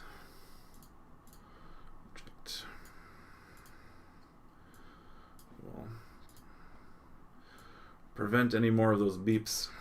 So there's been a lot of aviation going on. There's been a lot of aircraft and technology happening. And our contributor Sam Richards had a FBI spy plane circle Minneapolis and lead up to the trial, identified by traffic audio. That was our contributor Sam wrote that piece up for us, which was very helpful because that really outlined how you yourself can build your own rig using an air traffic detector to find planes that aren't on Flight Radar 24, or really easy to tell from ADS-B exchange who they are.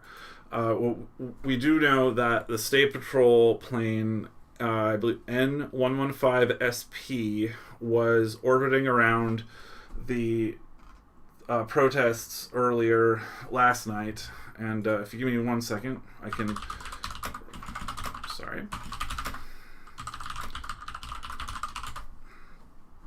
That was... So what we learned was that the State Patrol, this same plane, I'll just pull this up for you right now if you'll stick with me a second.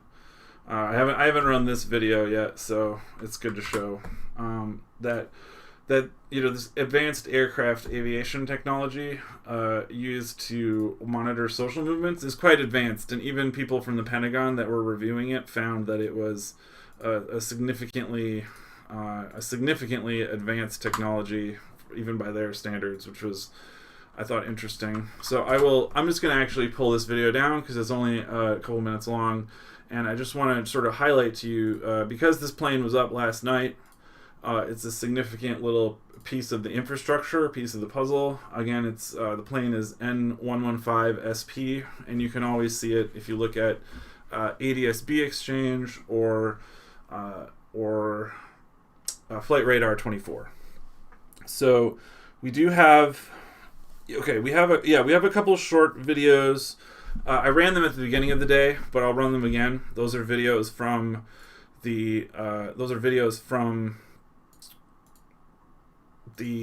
one moment. So yes, so we ran some short videos from Sunday from the Situation Brooklyn Center, and we were running the longer live stream.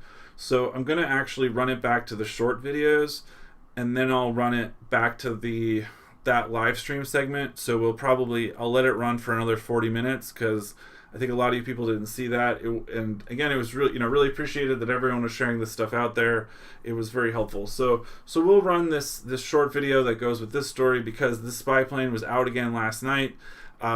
keep an eye out for it because it'll be, likely coming back. It tends to usually live at the St. Paul airfield.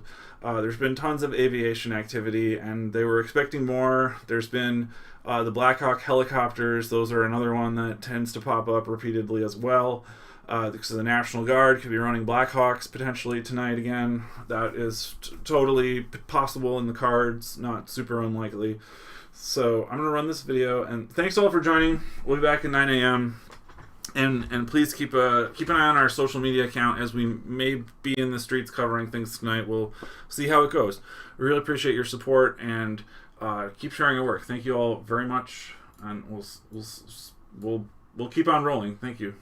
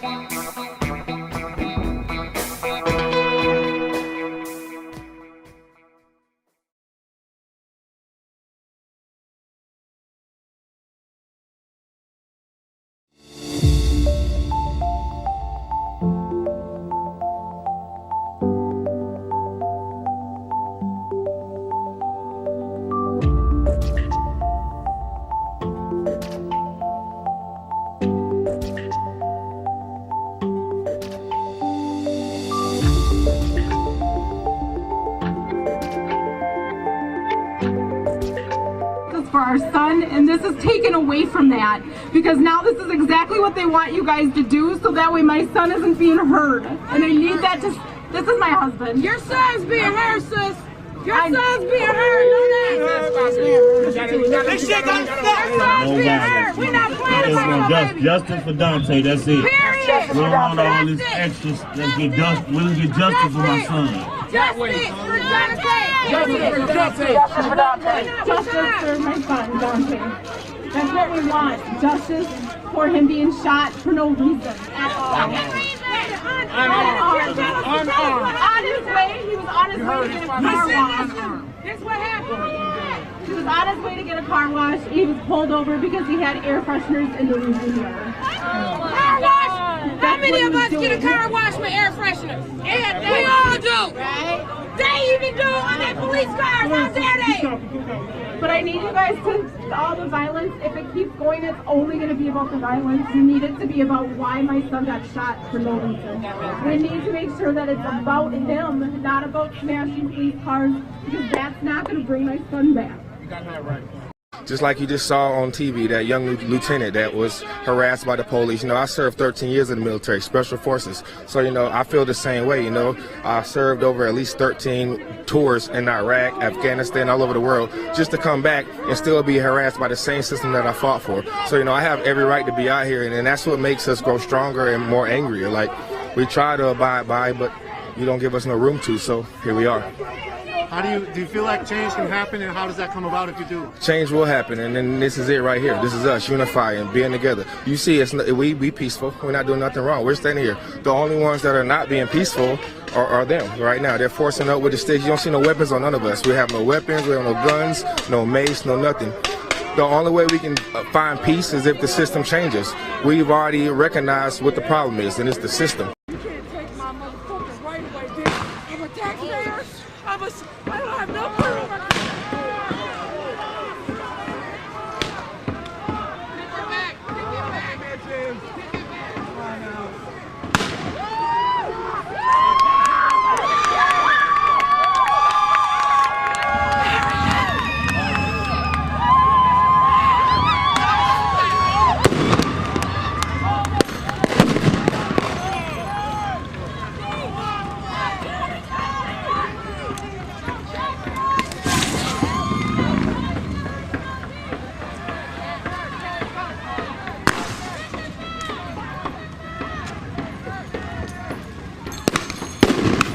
God damn, just shot off my fucking foot.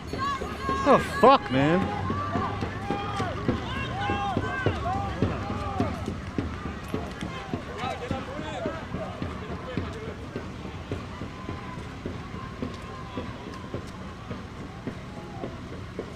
Fucking pussy!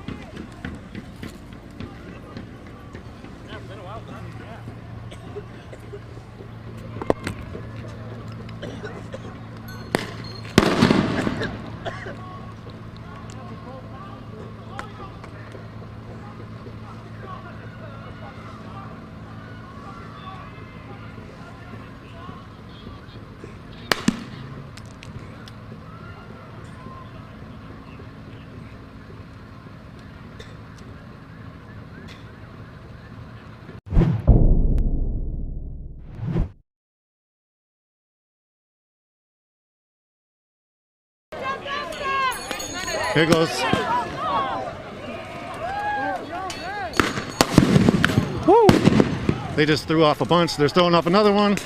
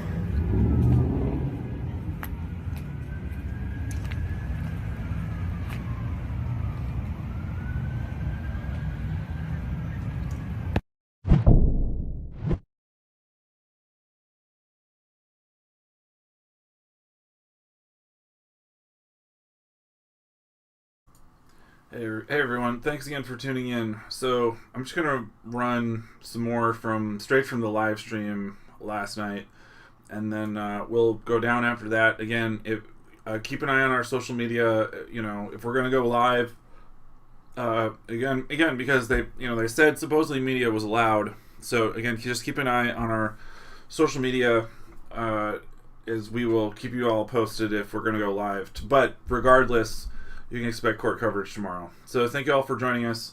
We much appreciate your support and helping get our work out to everybody. It really does make a big difference. Thank you all for joining us tonight. We can bring y'all here with us. Thank you. Act like you love us. Stop doing that. Stop treating us like you don't love us, because we loved you. We loved you first. I just wanted to let you know that you don't have to believe me. They got history books. You don't have to believe me, but it's the truth. What we thought was going to happen was that you were going to come here, see us in our struggle, and stand with us, and stand with our against our oppression. Hey. But that's not what happened. Hey, we have an opportunity. Please. We have an opportunity to do that now. Yes, please. We have an opportunity to stand together right now. In this moment, it's not too late. Who will stand? Who will stand with us? Will you stand with us? Yes. Will you stand? I can't get no louder. Will you stand with us? Yes. Will you stand? Yes. Will you stand with us? We need you right now. We are tired. We fought for you. Come fight for us. Fight with us. We ain't even asking you to fight for us. We ask you to fight with us. Can I see my Hispanic brothers and sisters' hands? Can I see my African brothers and sisters' hands? We need you. Don't think that we don't love you. Because we love you. We loved you enough that our ancestors put their lives on the line for you. So we're asking that you would stand with us. Don't let us do this by ourselves no more. We can't do it alone. Are you with us? Yes. Are you with us? Yes. So, this is good. Y'all getting a little history. The brothers and sisters are laying out some stuff. So, at some point, y'all, we got to know, you need to know the truth about what's really going on here, right? I think I heard people say it's us versus them. And you hear people saying all kind of things about who the cops are. Some of them are good, some of them bad. Listen, anytime any group of individuals keep doing the same thing over and over, common sense will tell you what? That they're doing it on purpose, right? They're killing us on purpose, right? I'm not trying to stop, I'm just telling you the truth. The police exist to keep us in our place. Man. The police exist to keep us in our place. That's why they lock us up. That's why they over-police in our neighborhood, because that's their job. The rest of that is bullshit. Their main job is to put us in our place. That's their job. Their job is to reinforce the stereotypes and keep us separated. That's why they beat on us. That's why they lock us up. That's why we have mass incarceration. Black folks need to know the truth.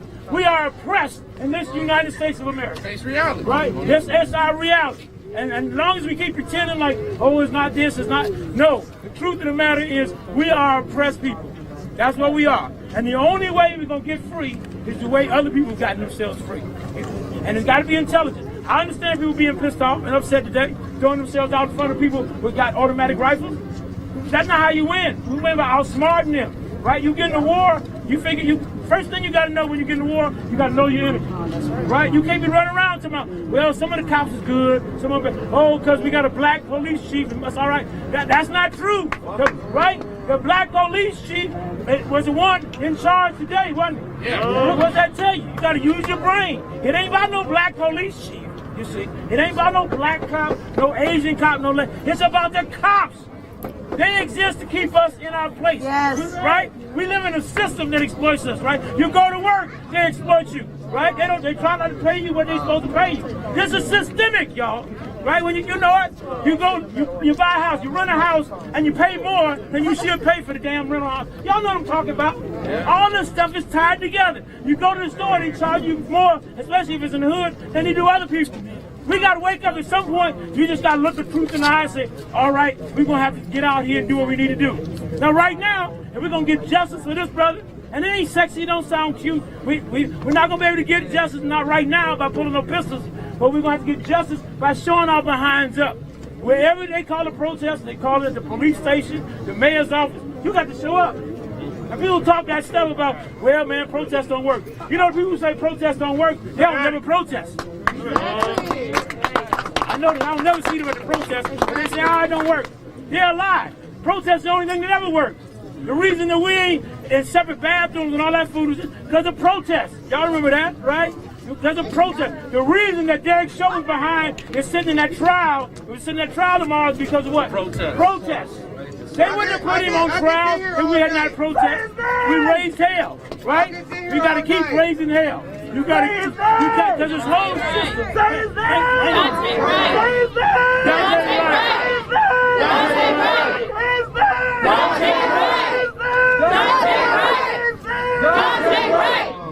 And that's how you win. I want to sit here all night. We want to hear from the community. Go ahead. I want to sit here all night. Go ahead. So that's how we win. This is how we'll win. I won't move. Remember Freddie Douglass said, if there's no struggle, there's no progress. No struggle, no progress. No struggle, no progress. No struggle, no progress. No struggle, no progress. No struggle, no progress. It may be uncomfortable. You may have to get off the couch tomorrow. You may have to get off on Wednesday. We may call a protest on Friday. We may call one next. But you got to get your behind out of the house to the protest for us to win. You got to stop talking shit. You're going to have to lock shoulders with your neighbors. You got a problem with your neighbor, it's time to lay that shit down. Right? Because what sense does it make for me and you to be fighting and we got a man trying to kill us? That don't make no sense, does it? So we're going to have to come together. Black, white, Asian, Latin, because they all against us. If you ain't got no money, y'all know what time it is.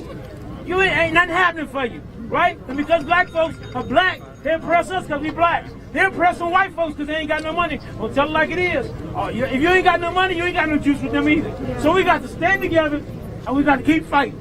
It ain't no easy thing, but I'm going to tell you now. There ain't no shortcuts. Am I right, sister? Right? Am I right, brother? No. There ain't no shortcuts, right?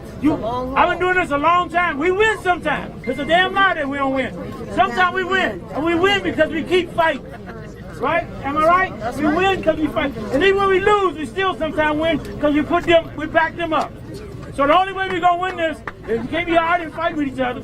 We are going to have to stand up and fight back. When they call the protest, you're going to do what? Show up. Fight back. When they call the protest, you're going to do what? Show up. When they call the protest, you're going to do what? Show up. When they call the protest, what you going to do? Show up. When they call the protest, what you going to do? Show up. When they call the protest, what y'all going to do? Show up. When they call the protest, what are y'all going to do? Show up. That's how we'll win. I'm feeling convicted. This sister didn't lose her life to me. But I'm sitting here and I'm not going to let this night be over if I don't talk about Nikita Robinson. Nikita Robinson. Nikita was killed by my ex-husband on Wednesday. She lost her life. He stabbed her to death on Wednesday. And she lost her life, and he is on the run. He is on the run right now. His name is Jerome Anthony Woodland. If you see him, call the police. That sister deserves justice. She's not going to get a rally. She's not going to get a protest. Nobody's going to go and crown her name. But I'm going to say, get justice for Nakia. Kia needs justice. Kia needs justice. Kia needs justice. Kia needs justice. I don't care if that's my ex-husband. I don't care if I know that brother. He killed that woman. He killed her in cold blood. My daughter. So I wasn't going to be able to leave here and not mention that sister's name. If I'm out here fighting for Mr. Right, I got to respectfully say, because I knew that sister. And I loved her in some sort of strange way. Right? I loved her. And so she deserves justice. Kia deserves justice. Let me say one more time. Kia deserves justice. Kia deserves justice. We're here live of 63rd and Lee. The scene where Dante Wright lost his life to police killing. Seems like some of the crowd from earlier has also gathered over at Brooklyn Center Police Department. By the police. Was murdered by the police. He doesn't want to be known, and I get that. But my daughter is only 13 years old. To watch somebody else die that's close to your age. She was in the car with him? She wasn't in the car with him. So you need to get home. She was with him before this. She's crying back there because she has a million pictures with this guy. She loves him. She said he was the first person that ever loved her. Now he don't. So I woke up this morning, she's just like, what do I do, Mom? What do I do, Mom? He's dead, he's dead. This is my 15-year-old daughter. My 15-year-old daughter should not have to deal with losing a friend or a lover at that age. That's all I'm saying. Hey, real quick, he was just holding my daughter. He was just holding my daughter like. That was my daughter. That was her. Okay. Nah, a lot of us are going through it right now, but I think like coming together in times like this is what we need. And this is what our people have been doing since we were brought here, and I think a big part of that, you know, like singing songs of freedom means a lot to me. You got to think back on that boat ride. You got to think back in the fields. Our people, that's all they had, was to sing and uplift each other in whatever way they can. With the Asada chant, you know, we chant it every time, but we're gonna switch it up. We're gonna sing it a little bit. So it's gonna be my side. Tucson's gonna lead the other side. So it's gonna go from here to here. Then at the end, we all sing together. So it's real simple. So it's just we have nothing to lose but our chains. That part, okay? So it goes like we have nothing to lose but our chains. Say we have nothing to lose but our chains. Say we have nothing to lose but our chains. Say we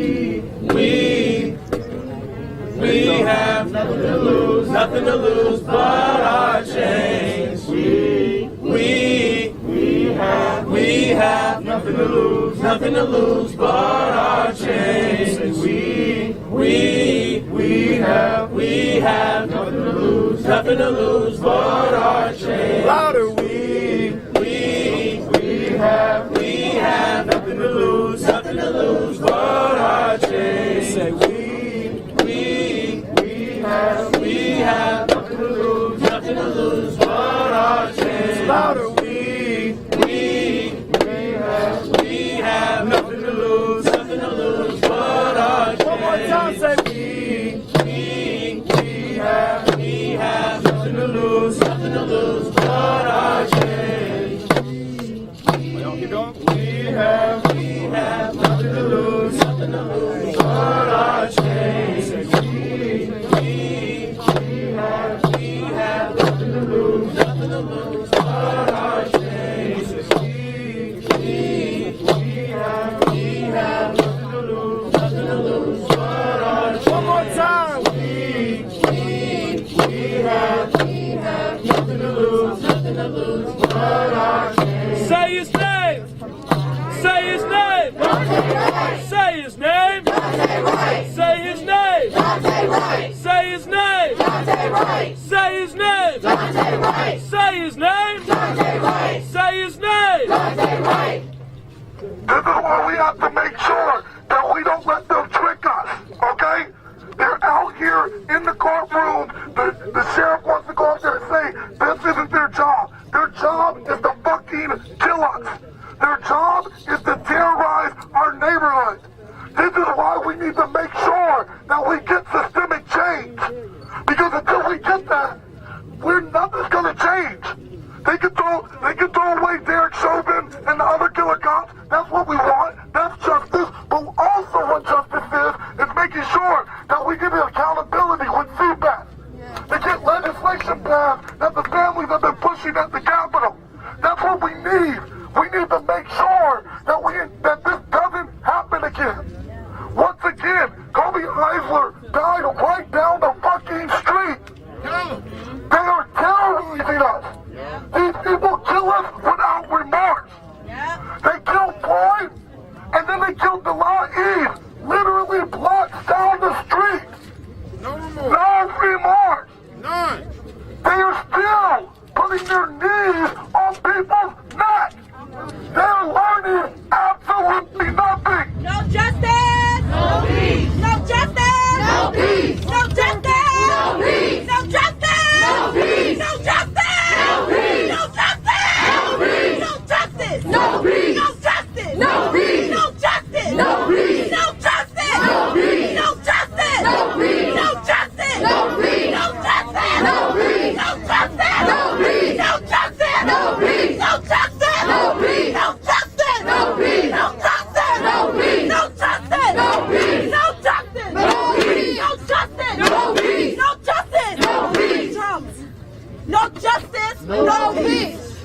justice, no peace. No justice, no peace. No justice, no peace. No justice, no peace. No justice, no peace.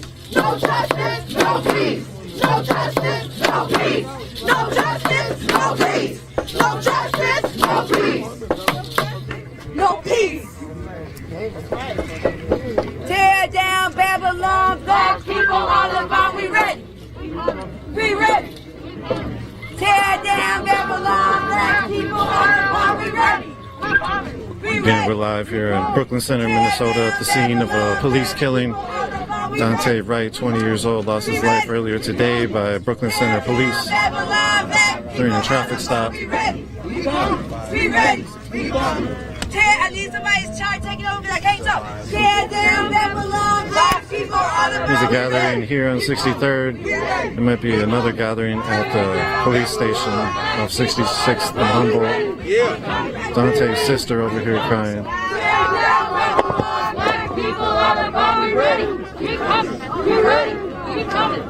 Tear down Babylon. Black people all about. We ready. We coming. We ready. We coming. Bow down Babylon. Black people all about. We ready. We coming. We ready. We coming. Bow down Babylon. Black people all about. We ready. We coming. We ready. We coming. Bow down Babylon. Black people all about. We ready. We coming. We ready. We coming. Yeah. All right. My name is Sochi Mazak with the Brown Berets, and I'd like to say that Chicano stands with my black brothers and sisters. Chicano stands with my yellow and... My bad. I love the four directions and I love the four colors. My red brothers and sisters, my black brothers and sisters, my yellow brothers and sisters, my white brothers and sisters. Chicano power is here to stay. We have been standing with you since day one, and I hope you stand with us when the time comes, because I will be out there when you need me. I'm a lot closer than you think. This is my neighborhood, and I promise you I will be here when you call me. ¡Amor! ¡Vivir la causa! ¡Vivir la causa! ¡Vivir la causa! ¡Chicano power! ¡Chicano power! ¡Black power! ¡Black power! ¡Black power! ¡Black power! We are here, and we are here to stay. Our neighborhood, our streets. Thank you. I don't want you guys to ever forget what I told you today. That the Immigration Act of 1866 was dear and dear to the hearts of our ancestors. There's a Brown Beret member right there. Immigration. We fought to bring our brothers, our African brothers here, our African sisters, our Latino brothers, our Latino sisters here, because we understand that if what we knew that if we could come together as one, this could not have. This could change. But what the white man knew, if he could divide us and classify us and make us look down on each other, to continue to dominate us. Unity is what they feared. This right here is what they feared. I see all colors around: white, black, Asian, brown. This is what they feared. They don't want us to be unified. They don't want us to stand next to each other. They don't want us to hug. They don't want us to love one another. They want us to hate each other. They want us to kill each other. And I'm so sorry, but that's what we've been doing. But that stops now. Right now. Because the one person that's been killing us since day one is the man in higher power. That's right. It's fuck 12 till I die. And I love my people. This is what they don't want. They fear unity. And unity is what we have here in this sacred circle. Give them what they fear. Unity and love for one another. Fuck 12. Fuck 12. Fuck 12. 1, 2, 3, 4, 5, 6, 7, 8, 9, 10, 11. 1, 2, 3, 4, 5, 6. If somebody else say this, 4, 5, 6, 7, 8, 9, 10, 11. 1, 2, 3, 4, 5, 6, 7, 8, 9, 10, 11. 1, 2, 3, 4, 5, 6, 7, 8, 9, 10, 11. Where my black folks at? Where my Asian folks at? Oh shit! Where my brown folks at? We're all here! Unity is what they fear! We're all here! Unity is what they fear! Give them what they're scared of! Because I'm here in the front lines with boots on the ground, beret on my head! I'm not scared! They are! Minnesota has to be the example.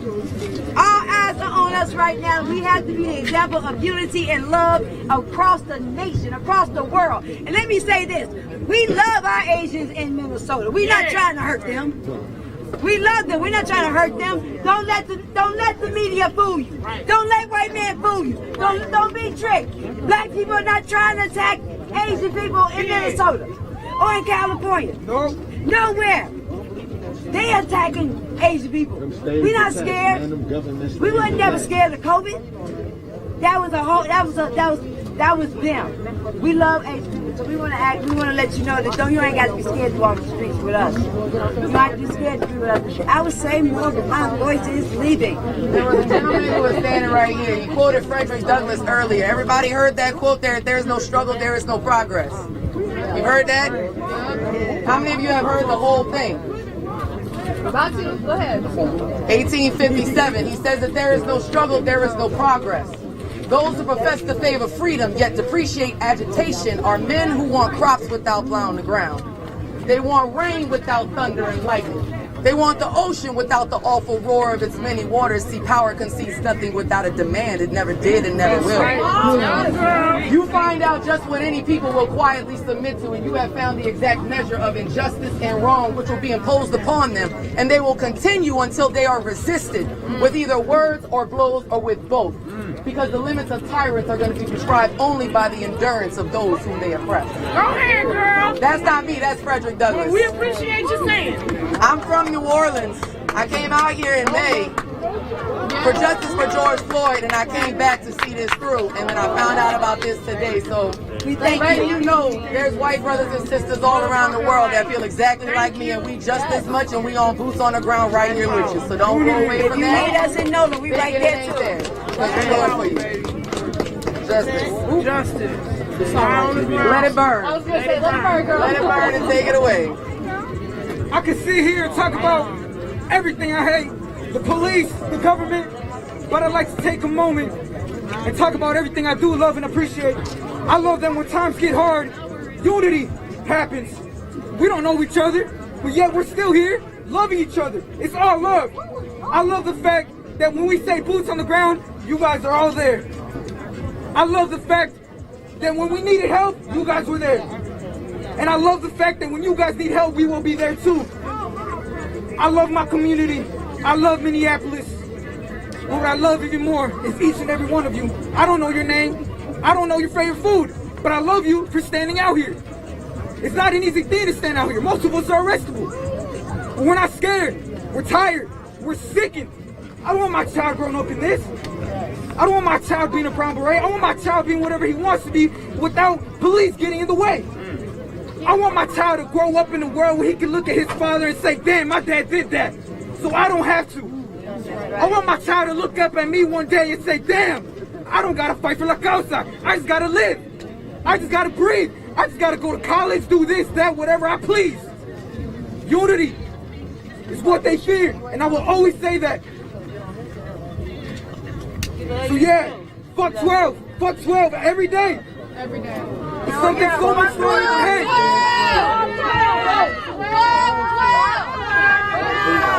Fuck 12, but something that will be so much stronger than hate is this love we have for each other.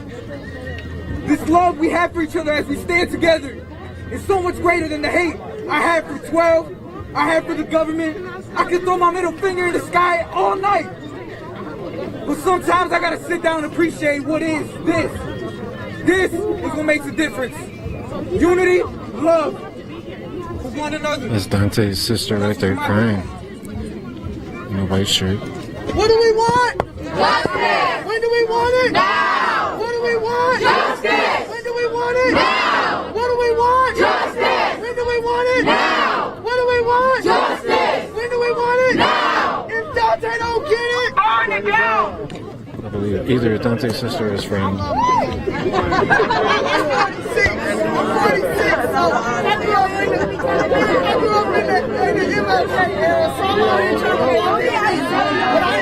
Silencing my young people, because I do know that no movement is won unless the young people come forward and lead that movement. That is the absolute truth. The Civil Rights Bill wasn't passed because of Dr. King. How many of y'all thought the Civil Rights Bill was passed because of Dr. King? No.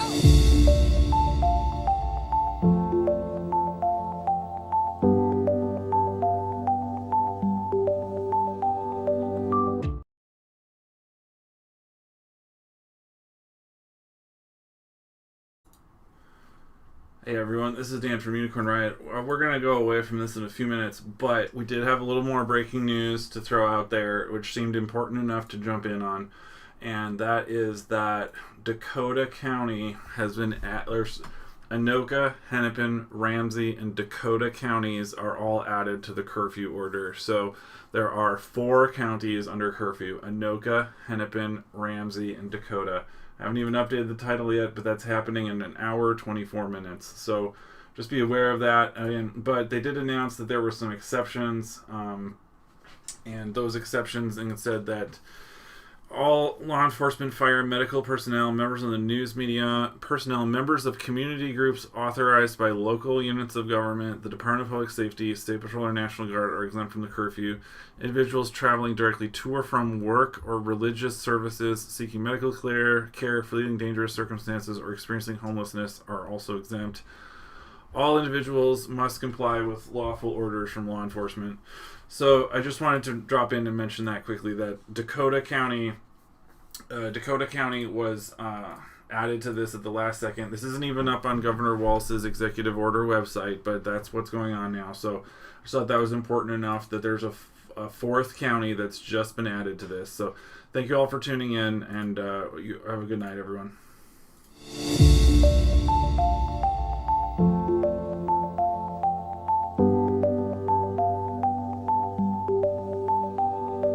Civil rights bill was passed because of the children's movement in the South.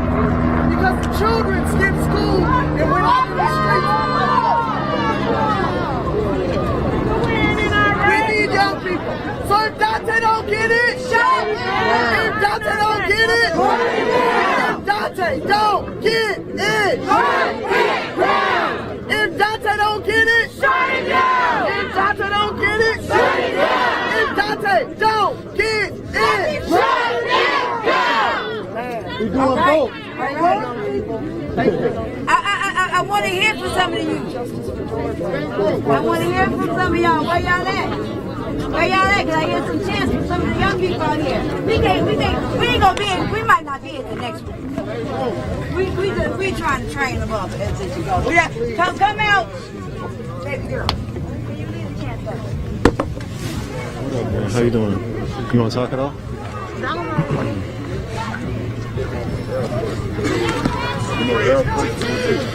It's another one. You want to talk about what you're feeling like? Introduce yourself if you want. I'm Trey Cruz with BLM, Minnesota.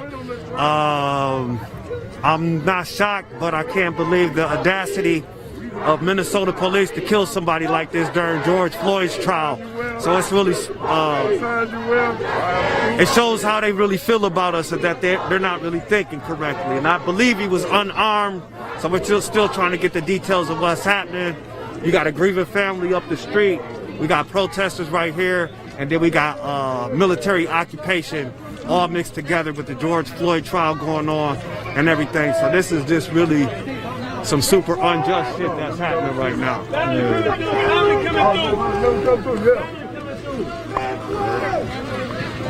This is family coming through. Family through. Hey, move it up. Family coming through. There goes the mom in the passenger seat. Everybody's clearing the way for the mom and the family to come through. Family coming through.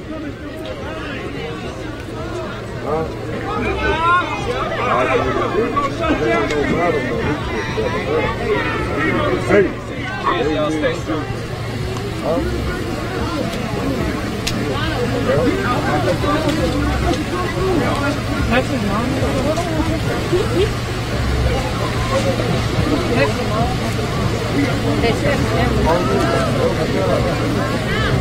We're moving the cars right now.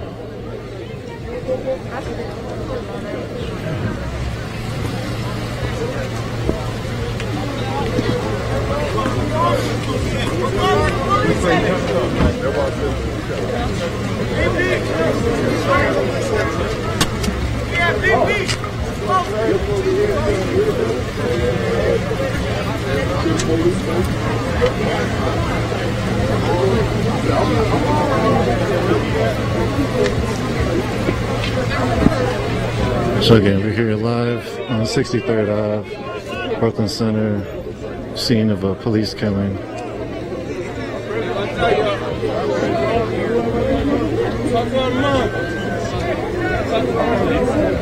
The mom is driving by now.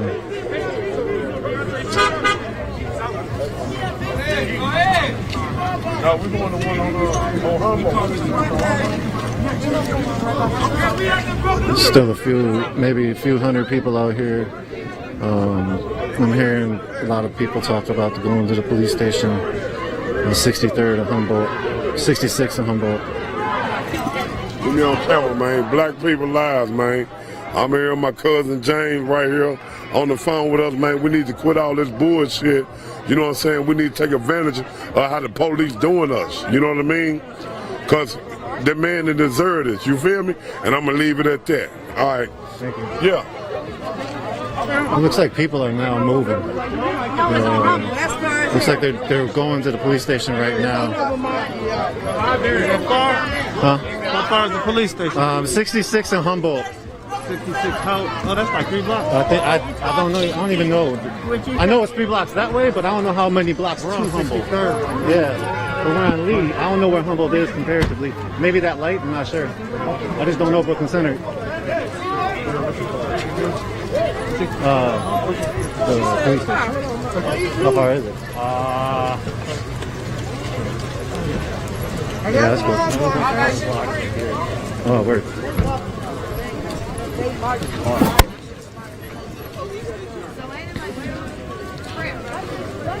It's not a good idea at all.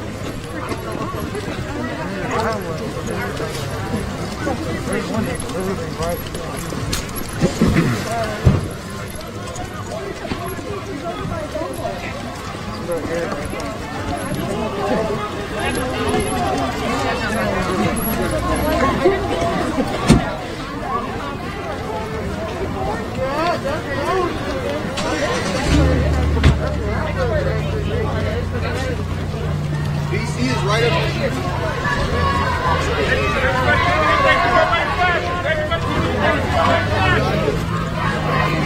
Get your 4-way flashes. Let's go.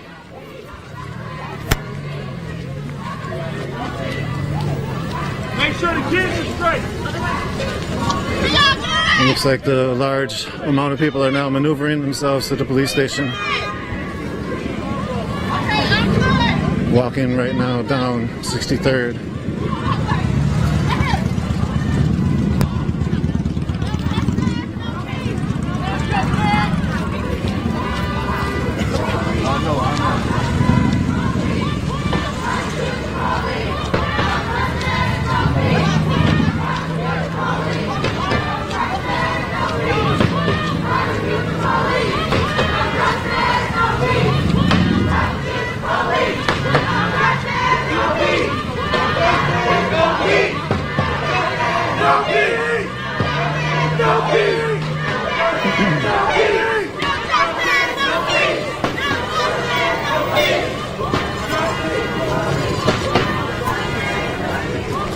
Pretty amped up crowd.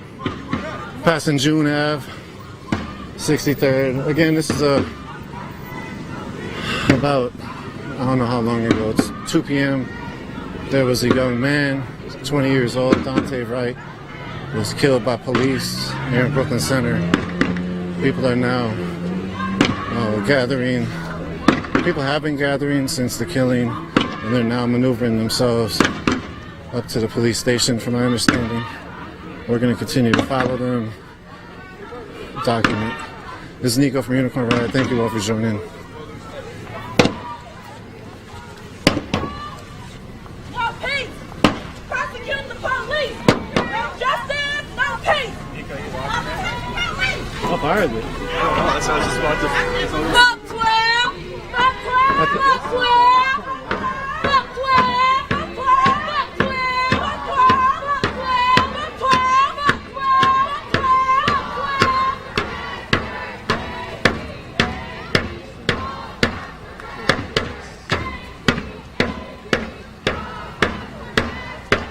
It's on Humboldt Avenue. In 66, yeah. Oh, damn. Oh, shut up. Yeah. Word, thanks for that. Thank you for being here. For sure, thank you. This walk looks really long. Let's see.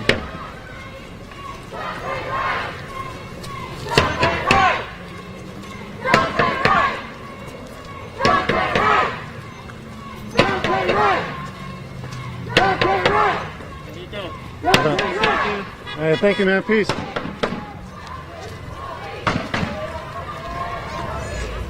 Prosecute the police!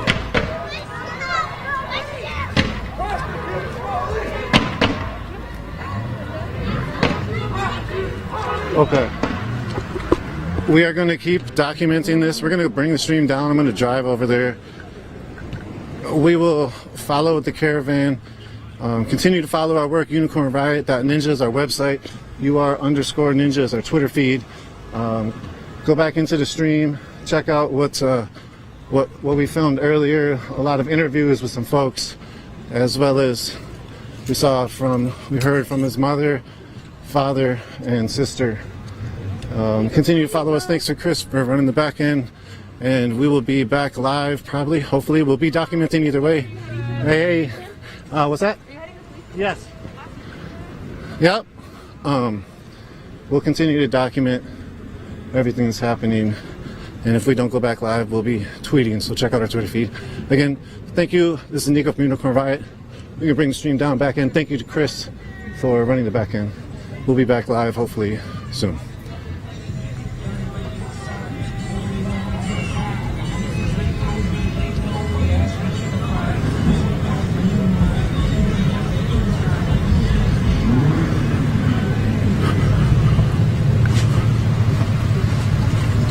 Again, there's just hundreds of cars following now.